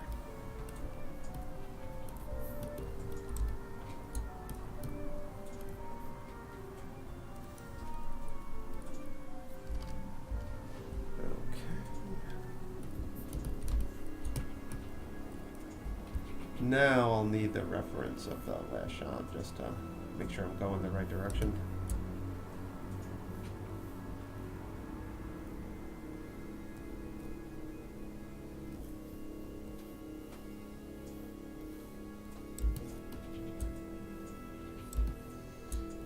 Go left. Oop, didn't have the collar there.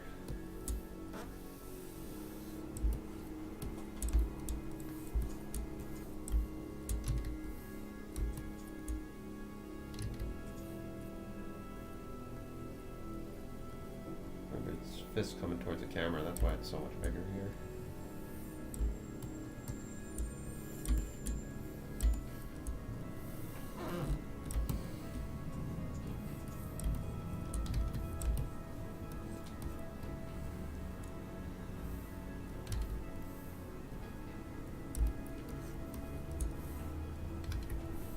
Got that line there.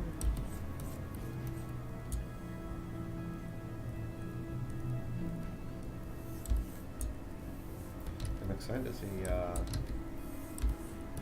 how he does on Kickstarter. I had to get his name. I'm so bad with names.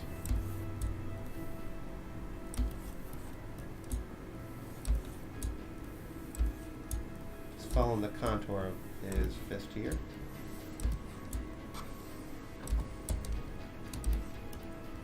$40 that's good though. Like not like ours where we just counted people reading for 20. Yeah, ours, if you skip the reading, it might be a little quicker. Ours has a lot of verbiage in it.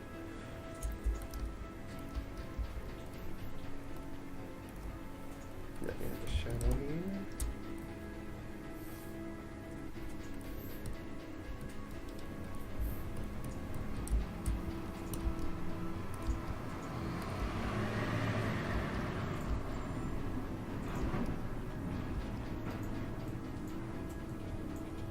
This one I'm going to definitely need to rough out a little more here. That's pretty crude.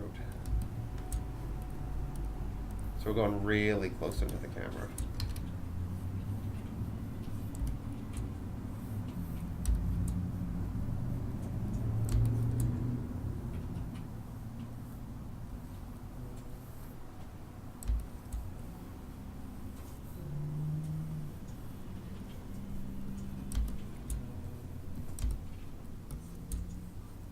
But he's turning the head too, so.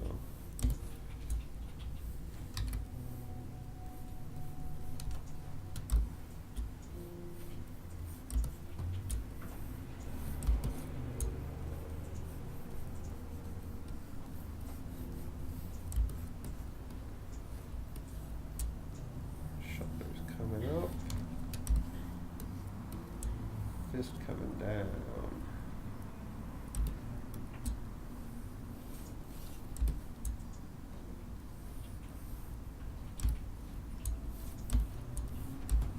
I might make the head even a little bigger here too.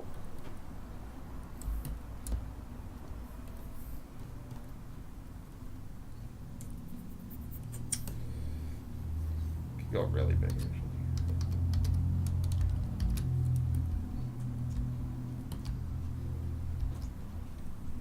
Alright, turn that red or green, I guess. And let's clean that up. It's this part that gets tricky with Flash, I find, when you have such a close up, there's just no reference, so you're just kind of blindly cleaning up. That's why I did 2 roughs on this one.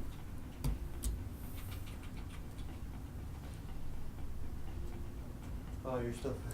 No, I decided that we were gonna clean up the last 2 drawings here and put it into the animatic, so I could show you how we're sort of building this thing from the ground up. And I'm almost finished, so you got a few more minutes.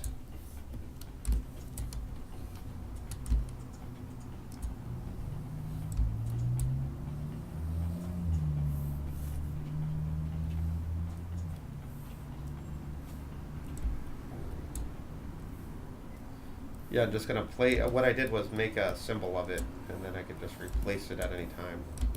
Make sure the timing's okay. And that's sort of how we build out our scenes too. Which we would build this in a completely different fashion if we were gonna do like puppet animation. You know, we would build a library of like lip sync, mouths, and all that kind of stuff. Which we could show you one day if piques anyone's interest of how we would do stuff like that. I feel like there's a lot of tutorials on that though, and I don't know how useful it would be for Flash MX. I guess we could do it in Animate, and you could watch everything crash a lot.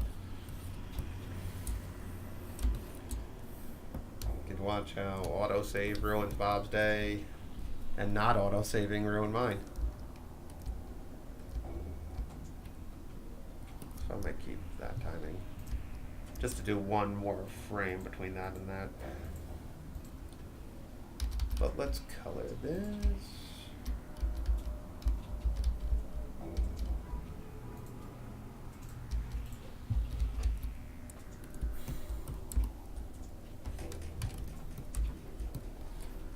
Excuse me.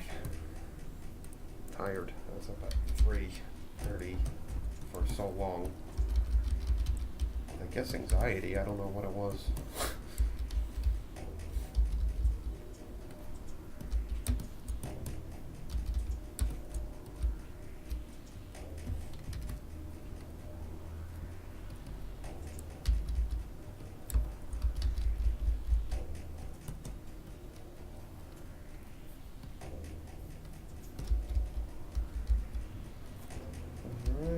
inside of his mouth. Shoulder goes up.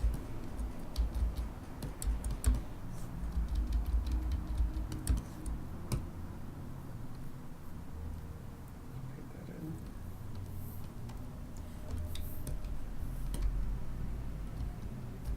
So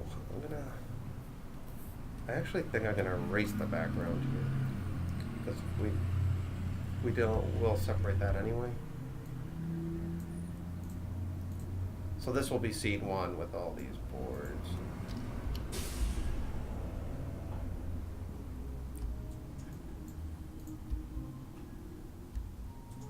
Oh yeah, that's the camera move, that's why.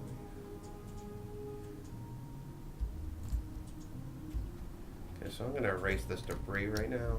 It's not helping. Let me put everything on its respective layer.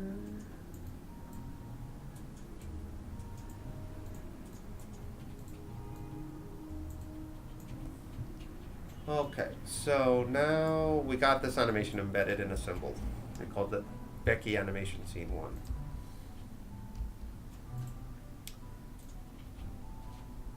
Now what I'll do is just simply line it up right here and just replace it as in terms of the boards. And we can get rid of the 40%. So.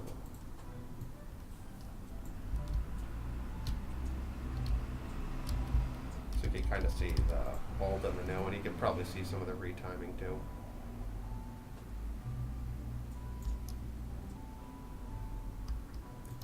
Now his gray is the same gray as a lot of the stuff, so we're gonna have to change all that. This is background stuff. Let me keep that on this layer. Oh, so I kept. So we're gonna have to animate that actually.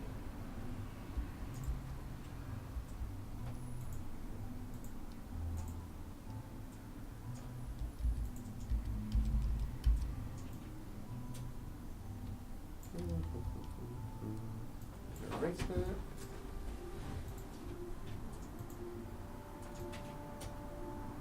So that zooms in.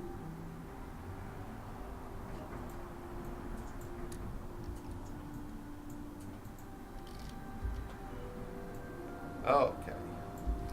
So you see now it's just all in this, in here, just in one thing, so we can export it as we need to. We can do the camera move as we need to. You know that happens here.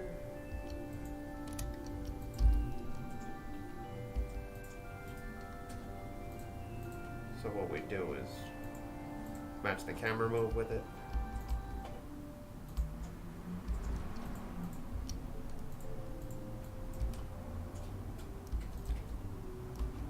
Then just kind of play with it like that. So we got all the animation embedded now, and then we can just adjust this layer when we need to, or file can export it as we need to. We'll probably end up putting, at least a rough version of the background in her file for this one. Oh, Joe Whimsy, you did. I'm sorry, we're running a little late here, but we're about to close up shop. But the good news is we can put it on. What's it called? YouTube and all that stuff. So you can get any lessons we kind of thrown in there. And it was just kind of roughing out some animation and stuff like that. So nothing you haven't seen us do before.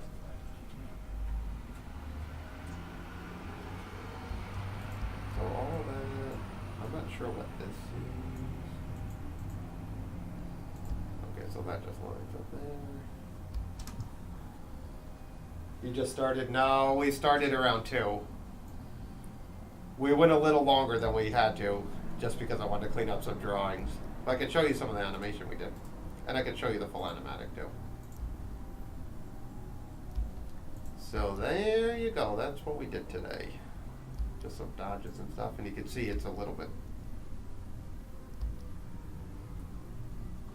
An hour, yeah, you might be 2 hours late. We started at 2 p.m. Eastern time. Alright, so that would go like that. And then that. I'm just roughing out some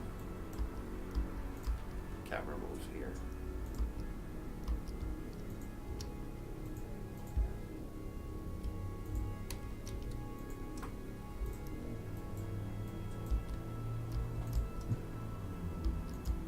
So we can get some of that. We can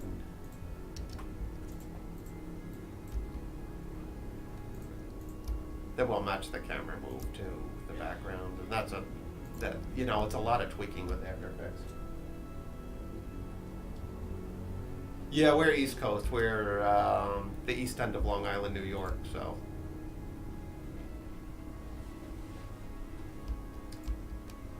All right. So let me show you the whole animatic now. You can see the whole thing at least. There's going to be some mirroring images because I changed some of the timing.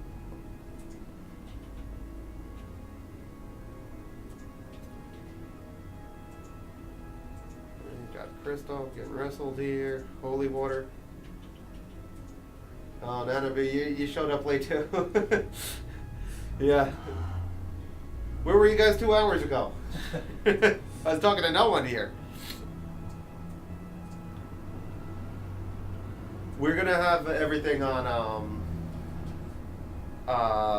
YouTube though, so we're gonna. You can at least see the lesson though. You can't interact with my nasally drone. So we're getting there. I started animation. So it's gonna be a long road. There's a lot to do here, and not even that animation's in between yet. So, but I'll spare you guys all that in between kind of minutia and just show you kind of the fun drawings, while giving you a little tips in here and there. But yeah, I'm excited to see it with the background because I feel like that's gonna add a whole new layer too. This part's fun where they're all kind of interacting.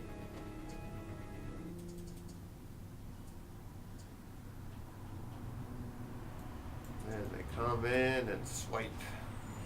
So we got a lot done, a lot left, same as it ever was. And oh, thank you. I'm glad you enjoyed. So what I had to do, which I didn't account for, is the camera move, which we're going to have to trace back anyway. Yeah. So I might actually just do it to that part, this scene right here, and then we'll start another scene to get to that, because that's sort of a board cheat that I did. This is working, and we'll get the growl in there and all that stuff. So.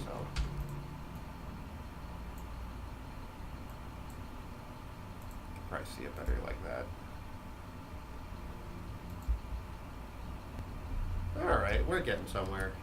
We'll get there. I'm glad you guys are going on this journey with us. You can see how long some of this takes. Alright, so let me save as. I'm going to start calling this animation. And we'll continue all this next week. Thanks for joining everyone here, and thanks for tuning in. Again, all the support we get really, keeps us motivated and keeps us wanting to do this stuff, and, getting all the reaction and stuff. We'd never expected to have a big audience or an audience at all, so this really means a lot to us. And you can sign up, bloodgame.com. We're on Facebook, Instagram, that whole nonsense. So check us out, and we'll be back at our regular time next Friday at 2 p.m. Eastern. We'll, mark it on Twitter and all that stuff too. So we'll keep reminding you guys. And until then, be on the lookout for our new trailer coming soon, and we'll be in touch. Thanks all.